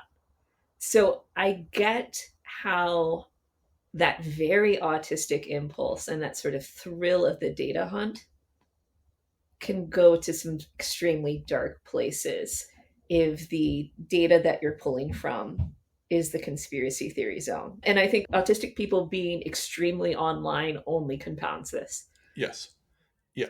So I don't think these drive people into conspiracy theories. I think it's when you get in, this hypercharges it and pushes you toward that extreme that we talked about in the bimodal distribution. I think these factors exist to accelerate you in a way that would not accelerate a normal person. Another really big thing is a lot of autistic people are really struggling. We are straight up not having a good time. And that is really hard to cognitively reckon with. There are all sorts of coping strategies that autistic people have come up with. Some of it comes out in a positive way, like they join the neurodiversity movement to be like, I'm straight up not having a good time. I should get together with other people who are not having a good time and reframe and rethink the way that we conceptualize autism. Yeah, And maybe do a podcast. yeah, or they think maybe I will do a podcast about the last 10 years of uh, various autistic Christian research that I've done. And there are lots of healthy ways of dealing with the fact that you often feel alienated in your own body and things don't feel right and no one likes you and you can't fit in. And some of those are to look inward and to introspect and to think about what's going on inside me. And some of those are to blame the Jews for your problems. And that is like a really big thing, is to be like, I am not having a good time and I don't know why I'm having a good time. I don't know why I'm like this. There must be some reason that I'm not like this. And conspiracy theories often provide very good rationale for that. You aren't a bad person. You are just under the control of a network of nefarious people who have been doing this for hundreds of years, and they're working behind the scenes. And you can wrestle back control by joining our movement and learning the knowledge. Right? Yes. This is very appealing. And the And reason you're so alienated is because you are so special yes. and you have a special calling from God. And that is why the enemy is out to attack you so hard. Yeah. And it is not surprising when you look at conspiracy theorist communities how disproportionately the people in it are really marginalized and just very desperate people from a wide variety of backgrounds who are not having a good time, Yes. who are being crushed by the wheel of society. Yes. And who are much more likely to experience harm from real conspiracies, from rich people and powerful people exploiting them.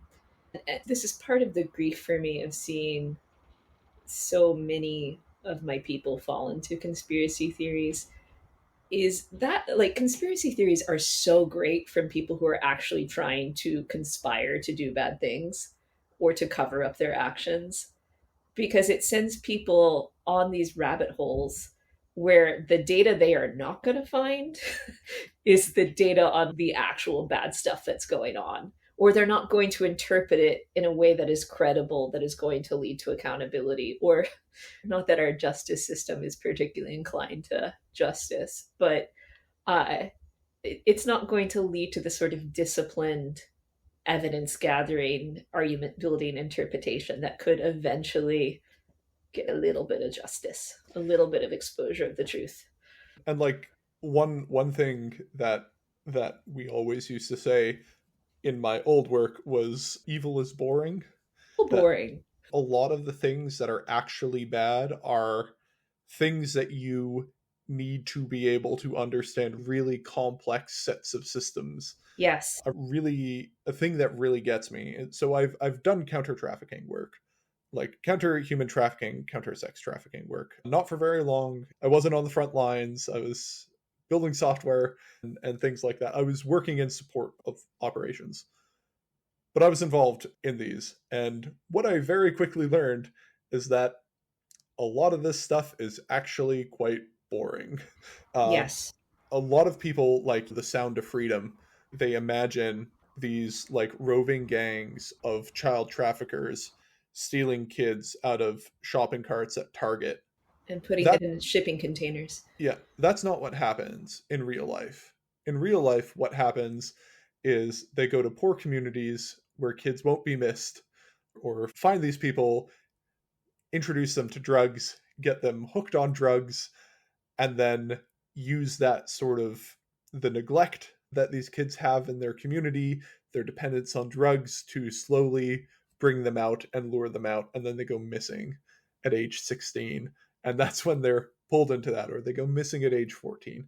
It's not going after like suburban white moms at Target.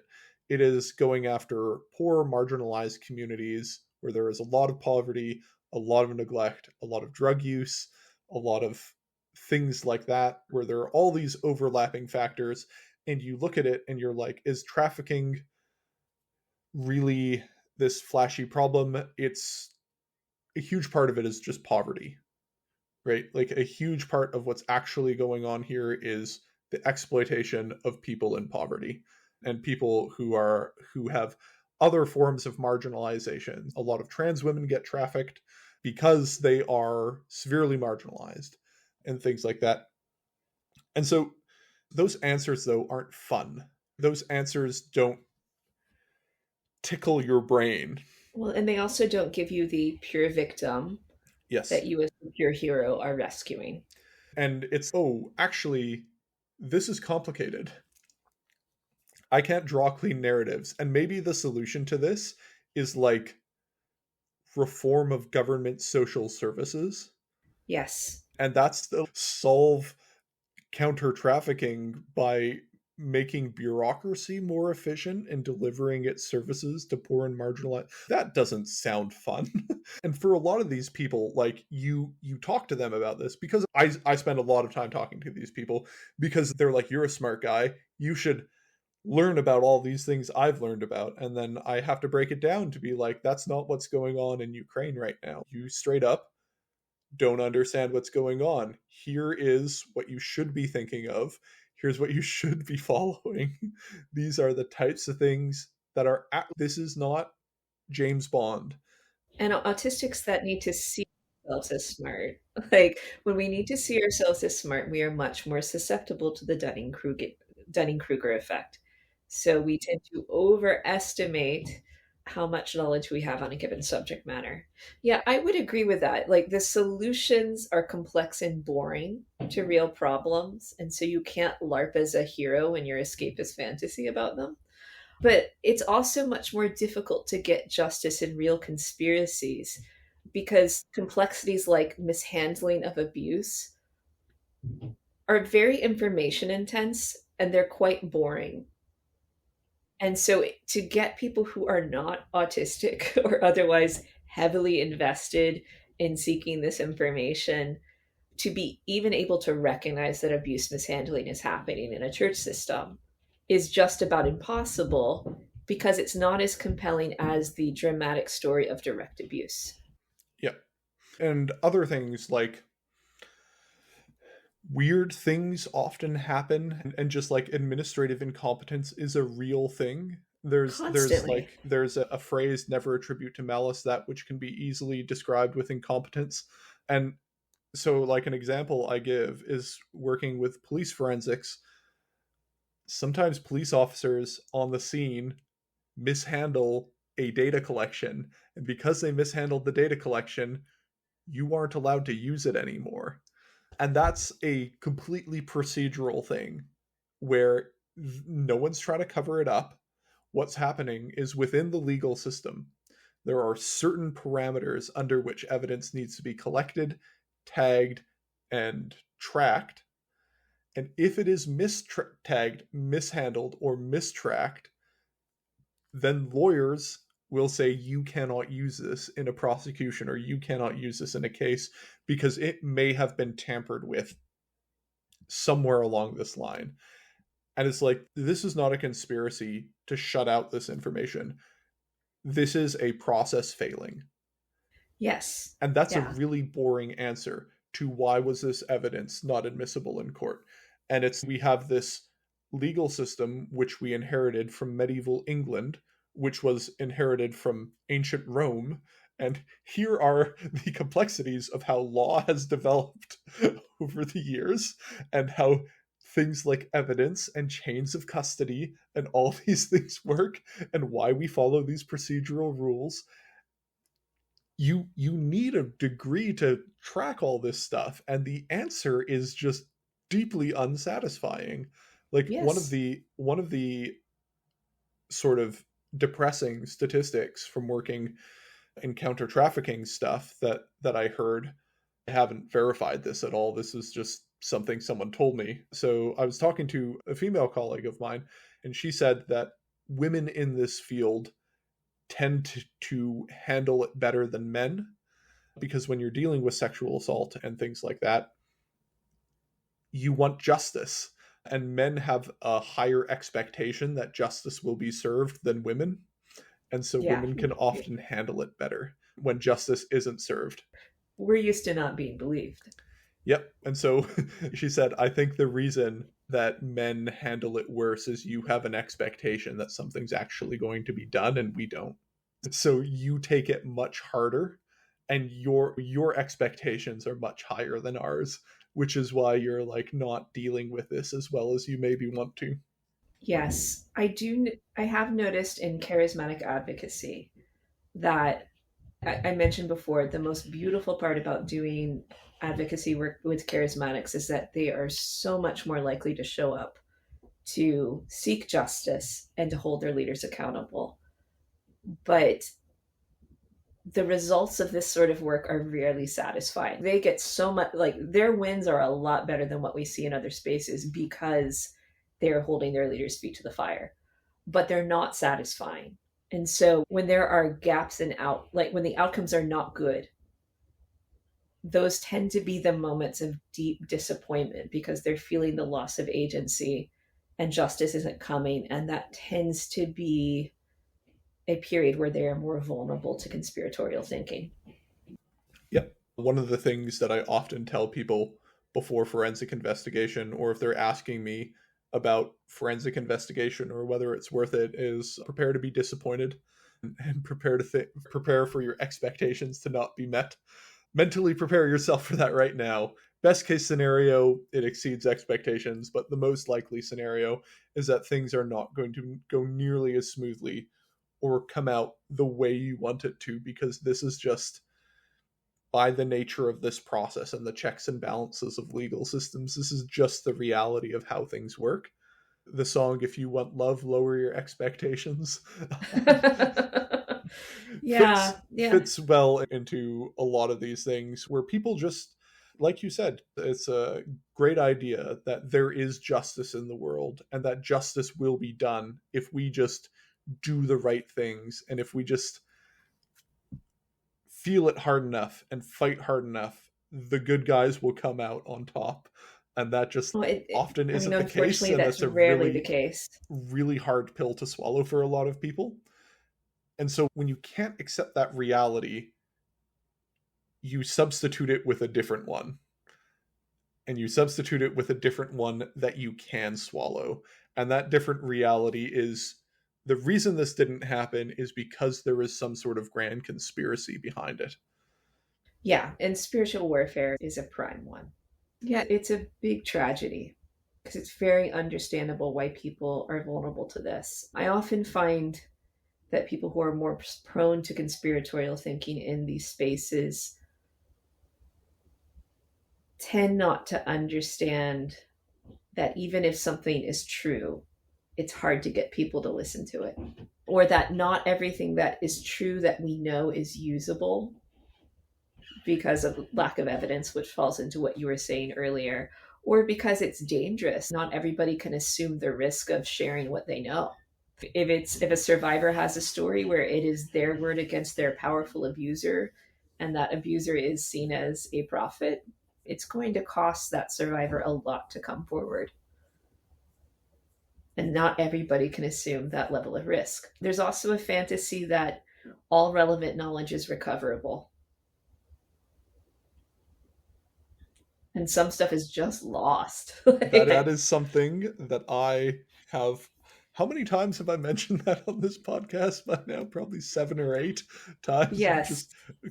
constantly harping on the idea that some things you just can't know, and a Oh, lot of things are simply lost to time, and you will never know absolutely. them, and you have to get used to that idea. Yeah. So my main area of research, other than like researching history of conspiracy theories, is in the first century. And there is just not much that survives that you can draw conclusions from. And while I think conspiracy theories are incredibly destructive, I get the dopamine hits like Yeah. of research of tracking where these things came from. If I am working in 19th and 18th century sources, so much survives and is available online.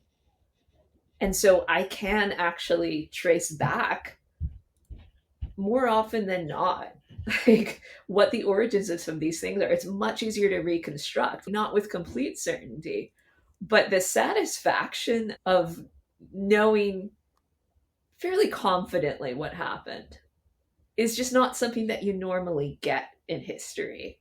So a lot of these conspiracy theories are either just vague speculation on the past and these people don't care about evidence, or it's stuff where there's a lot of material to sort through and you can see patterns. Whether you can properly assess the data that you're looking at is another question. But the dopamine hits are there if you are hunting. And the dopamine hits are like straight up the best feeling in the world. Like I have never felt an equivalent good feeling to cracking a forensics case. It There is no better feeling than to have terabytes of data and you've been grinding at it for weeks and then you find that thing that you're looking for that just blows everything up. There is straight Yes. up no better feeling than that. Yeah, I get that with history Yep. research. I Yep. do. And so, Conspiracy theorists and people into that get that exact same thing. And yeah. And they get, oftentimes a lot easier. The yes, hits because are their easier. standards of evidence Yep. are much, much lower. Yep. Yes, I get why that would be really addictive because that is just about the best feeling that I get as well. Yep. And yeah, so those are like the biggest things that I've noticed within these populations. And I just like I read that list off and I'm like, man, oh, I don't even know what to do about it other than to be like read a book and think better. But that doesn't work. That doesn't help anyone to say that or to do that. But yeah, any other thoughts or anything else you want to talk about? The first time that you and I talked was a few years ago, and I shared how devastating it was to my own faith to see people who I looked up to and whose discernment I trusted fall into some pretty outrageous, like sloppy conspiracy theories. Because that really forced me to rethink my entire life. Because the question for me was, what else have they believed that I also trusted that came from this same very disordered thinking? And that was a really healing conversation for me to have with you because that was fairly soon after my own autism diagnosis. And I had felt so alone because people were treating me like I was being really extreme. And I'm used to thinking I'm too much. I'm used to thinking the problem is me. And a lot of my reactions to this have not necessarily been helpful, but it was validating for me to hear from you how common an experience that was for other autistic people. So I do want to make sure that we note some trends in how autistic Christians respond when they recognize things are destructive conspiracy theories. Because there's a lot of us that have had our faith damaged or lost our faith entirely because this is so prevalent in our society right now. So, like, I know I'm not the only one that has had this response. Yeah. No, not Like, even remotely. yeah, Yeah, so I think there, like we've been talking mostly about, like you said, the sort of negative cognitive biases that autistic people have that lead us down these places. But a lot of times these tendencies do lead to good and positive outcomes. So I think the one that's I think the closest one to you is the Church 2 movements and the various Church 2 movements. I know a lot of autistic women are involved in those. Survivor advocacy and just various things like that. A lot of the women that I am close friends with are forensic investigators and they are also autistic women and they actually take all these things and put them to good use and get out of, if they're in these situations, they get out of them or they help other people out of them. There is still an enormous amount of good that comes from autistic people who are in and around these situations. I've talked to many people who have left these scenarios, right? Who've been in these places and who are now like, oh no, I have to rethink everything. I have to rethink how I do my whole life. And the thing is, they do. They actually do. They actually put in the work. One thing that I've noticed is a lot of autistic people will bounce between conspiracy theories, so they'll go from one to the other. But I've also noticed a lot of them, once they get disillusioned from them, will make a clean break and will actually do that, like, that deep self examination that like when I had first talked to you where you were and being like, what do I do with this information? And a lot of them, because of autism, are able to do that sort of radical honesty. I'm going to pursue the truth wherever it leads, and I don't care if it hurts, and I don't Right. care if it hurts me. I'm going to seek the truth, and I'm going to get to the bottom of it. And I think that's why you find so many autistic women in survivor advocacy organizations and in places related to that, because there are a lot of autistic cognitive traits that, like we said, appear on each side of the bimodal distribution. And oftentimes you can go from one side all the way to the other. Yes. Um, Yes. and yeah, like I'm very clear, we're both very clearly on the other side of this bimodal Yeah. distribution, looking at the other ones, being like, guys, Yeah. come over here. But I think it's also important to note that while autistic people are responsible for generating huge amounts of conspiracy theorist slop, we are also the ones who are on the front lines of debunking it. Yes. We are also the Absolutely. ones who will do the deep dives, who will do that really boring archival legwork that no one else will do. And And who we will will, love every minute of it. yes, Like those spreadsheets are beautiful. I have no doubt they are. And like we will actually put in the work and put in the hours that other people aren't willing to do because they think it's too insignificant or they think it won't matter. That woman that I had talked about before, who told me that the reason men take it harder is because they expect something good to happen when we don't. She's autistic, and she has been at this for 10 years now, I think. And she has not given up at all. I don't know how she hasn't given up. Like it it was I worked there for 6 months and it was mentally straining. She's been there for 10 years. Yeah. So in advocacy, I do find that the autistic women who are in advocacy, it can be pretty bleak for us. It's really hard to see those things, but we also seem to have endurance. I A think remarkable level of endurance. yes, yeah, and I think it's because the survivors matter to us and telling the truth matters to us. And for those of us who remain Christians, this is how we can live out our faith, is to tell the truth and to document the evidence as clearly as we can. And once you go through your first abuse crisis and you like how poor the results are and how few people give a damn, that is really hard, really hard, but it still matters to tell the truth and to bear witness.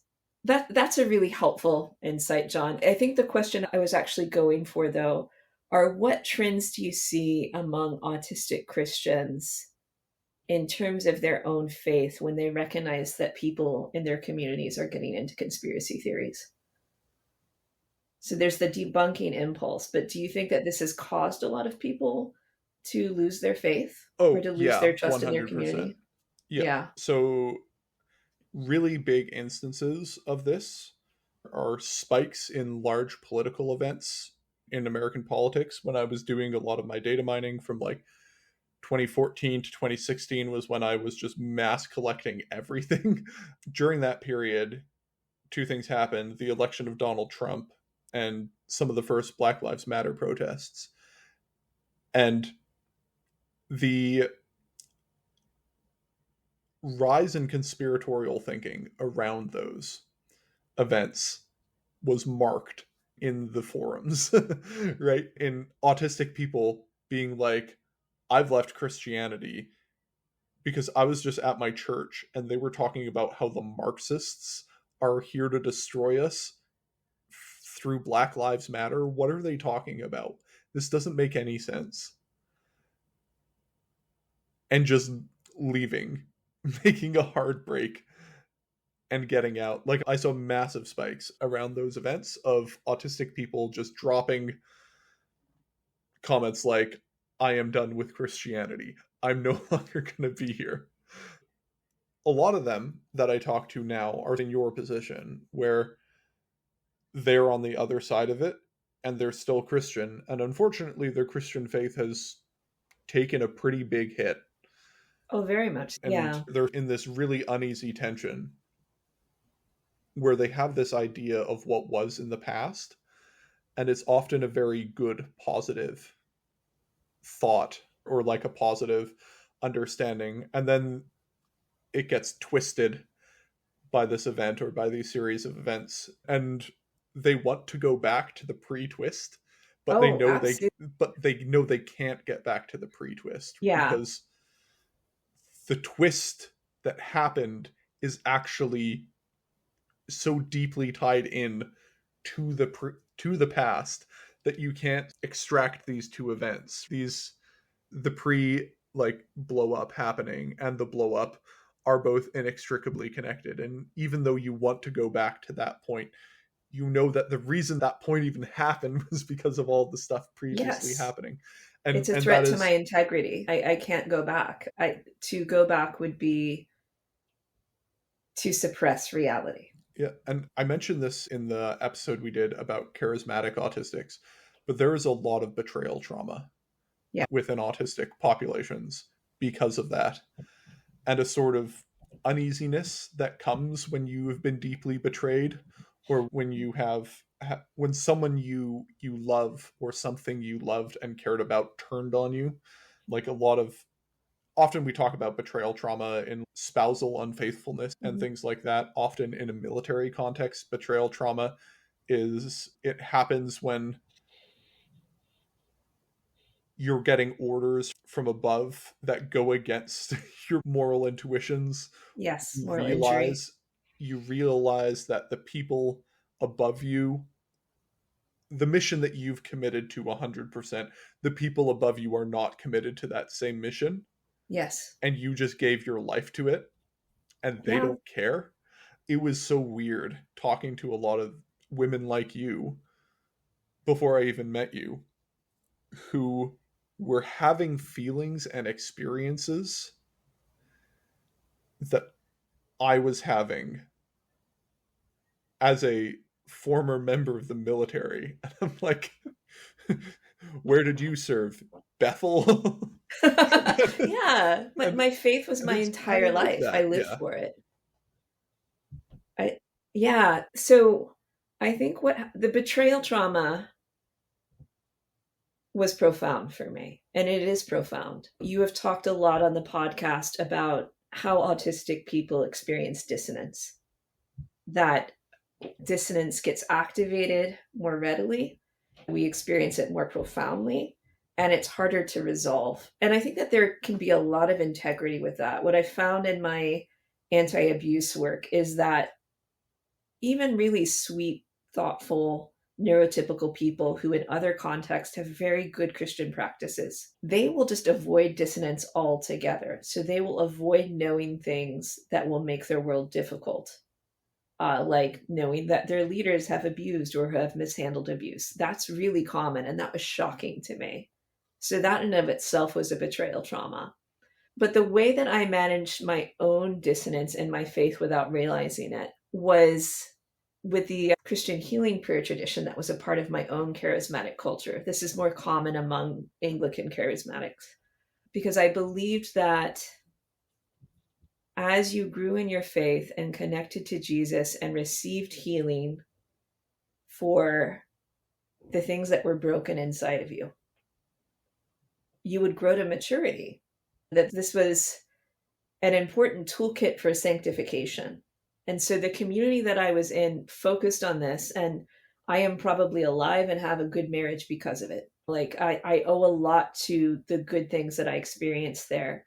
But they tended to avoid any sort of political theology, or at least avoid a deeply reflective political theology, because they were so focused on this. Because the assumption was if you pursued healing, you would grow in maturity and virtue, and therefore whatever political positions you arrived at would be within this realm of faithfulness, and people might disagree on how to achieve those goals.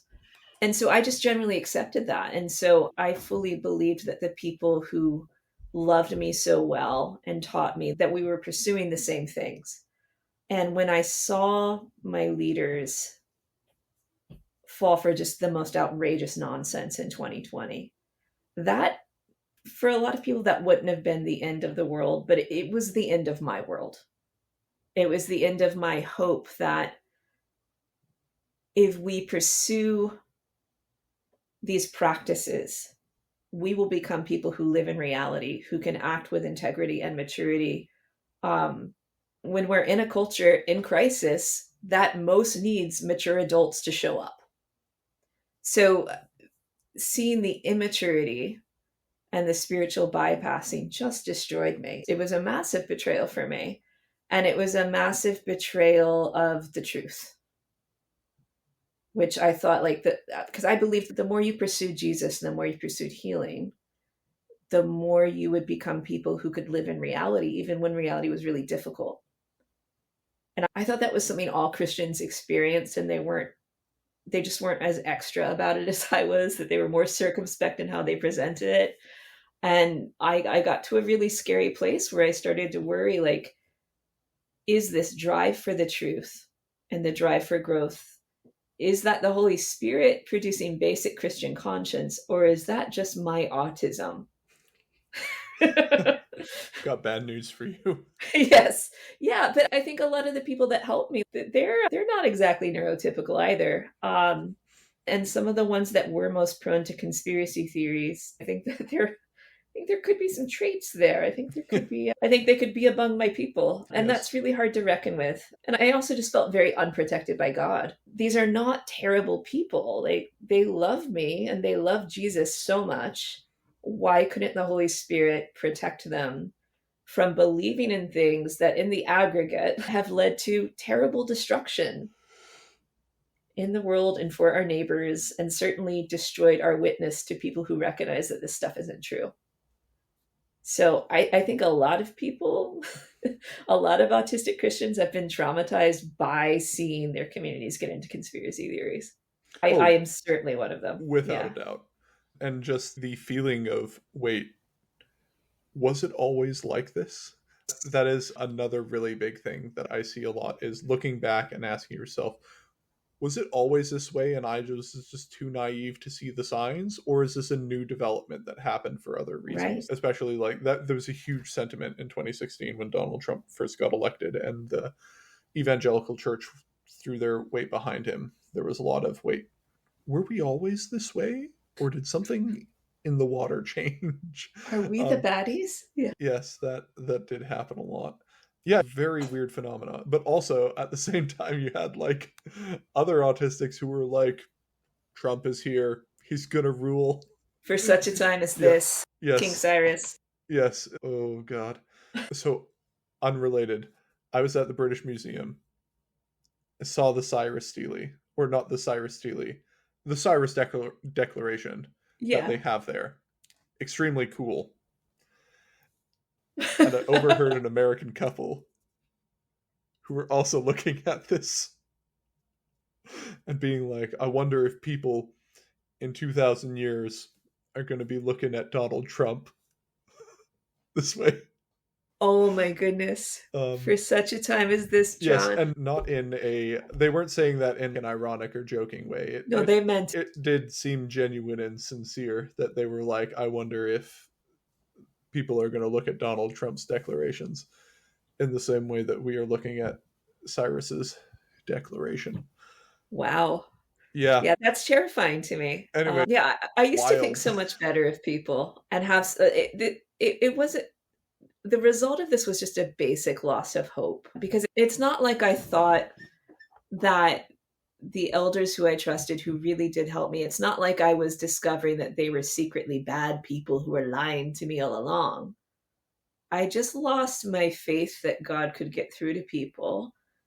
And I lost my faith that the tradition that I was in could lead us to maturity so that we could clear the fascist are bad bar and racism is bad and we should do something about it. Like, it's not great if decades of your life of pursuing Jesus, if this is where you end up at the end of your race. That is devastating to me. And these are people who I love deeply. And so I lost I lost so much hope. And it happened at a time where it's not like it was just my community that was susceptible to this. If anything, like what they got into was quite mild to what the rest of the charismatic community was getting into. but it was enough to destroy my trust in their judgment. And so I had to rethink, like, okay, what else have they believed that I also believed, because I thought that they had high standards that they clearly do not have? Because the stuff they are willing to believe now is very dangerous, and there is a lot at stake. So like when the stakes are this high, their standards should not be this low, but yet they are. And they don't know any better. So just seeing the vulnerability of humans, how easily we are deceived, how dangerous it is to live online where the algorithms and the Rush. This is a conspiracy theory, I believe, John. I believe that Russian propaganda is very active online. No comment. Oh, sorry. Yeah, this is just my opinion, John. Yeah. We won't go there. I often get asked, like, how do you do this research day in and day out and just see all this stuff and not be affected by it? Like, how are you capable of doing that? And I often have to explain to people very slowly that I lost hope in the human race in 2016. Like, Yeah. there's this scene from Band of Brothers where Lieutenant Spears is talking to a corporal, and he basically says the only way that you're going to get through this is to accept that you're already dead, and that there's nothing that you can do past this point. And I think mentally I crossed that line in 2016. And that's literally the only way that I've figured out how to cope with it, is to just be like, yeah, gone. I have a lot more anger towards people who do have the equipment in terms of the training to recognize lies, or people who are claiming power without getting the formation and training they need to be able to wield that power justly. I think leaders carry a great deal of responsibility for helping their followers understand the dangers of some of these conspiracy theories. And by and large, the pastors who have tried to disciple their flock in these ways, like, they get pushed out, they get brutalized. And so a lot of pastors just evade this. And I do not understand it. We are ending up with churches full of people who cannot recognize truth and who love lies. And it's very Old Testament prophet, but it's easy for me to believe in the capacity of sin to deceive us. It is so much harder for me to hope that God can save us, because it just seems like we are so vulnerable and we are so easily preyed upon. Not just the worst parts of us that need an external enemy so we don't have to deal with our own shame, our own failings, but the ways that these demagogues and propagandists and conspiracy theorists prey upon the best parts of people, like our impulse to protect children. The autistic sense of justice, amazing Yes. impulse, also gets used by both people who are trying to defend trans people and people who are trying to make a world that doesn't have any of them in them. Justice is an amazing tool, but also can get pointed in very unhelpful directions. And like, all these impulses that we've talked about, I think there is so much potential. Like, the thing that Yes. I always think is, it really doesn't have to be this way. No, it doesn't. I've watched a lot of people go down the conspiracy theory rabbit hole, and it always just, there's a part of me that just gets angry, because I'm like, you are smarter than this. I know you. You have more intelligence than to do this. Why do you keep going down this path? You don't need to do this better than this. Yeah. It is harder for me when I think people could do better. There are a lot of people who I think just have not been taught. This is, again, one of those beautiful things about working in a charismatic space, is the purity of heart of so many of the people, and the earnestness, and this, they're just much more morally serious than a lot of Christians I know in other spaces. And they are more willing to learn. So even though I think that charismatics have done so much harm by empowering evil through trusting very wicked leaders, I do have more of a commitment to work with them, because that same intensity, when they recognize that they have gotten it wrong, they are so much more willing to rethink things and get it right. Not all of them. Some of them go to really awful places where they just go to the next culty group. And that is just tragic, because a lot of them are very sweet people too. But the ones that recognize when they've got it wrong, like it they do the work to try to get it right. And they work just as hard to fight for justice and the truth when it's pointed in the right direction as they did when they were deceived. And I love that about them.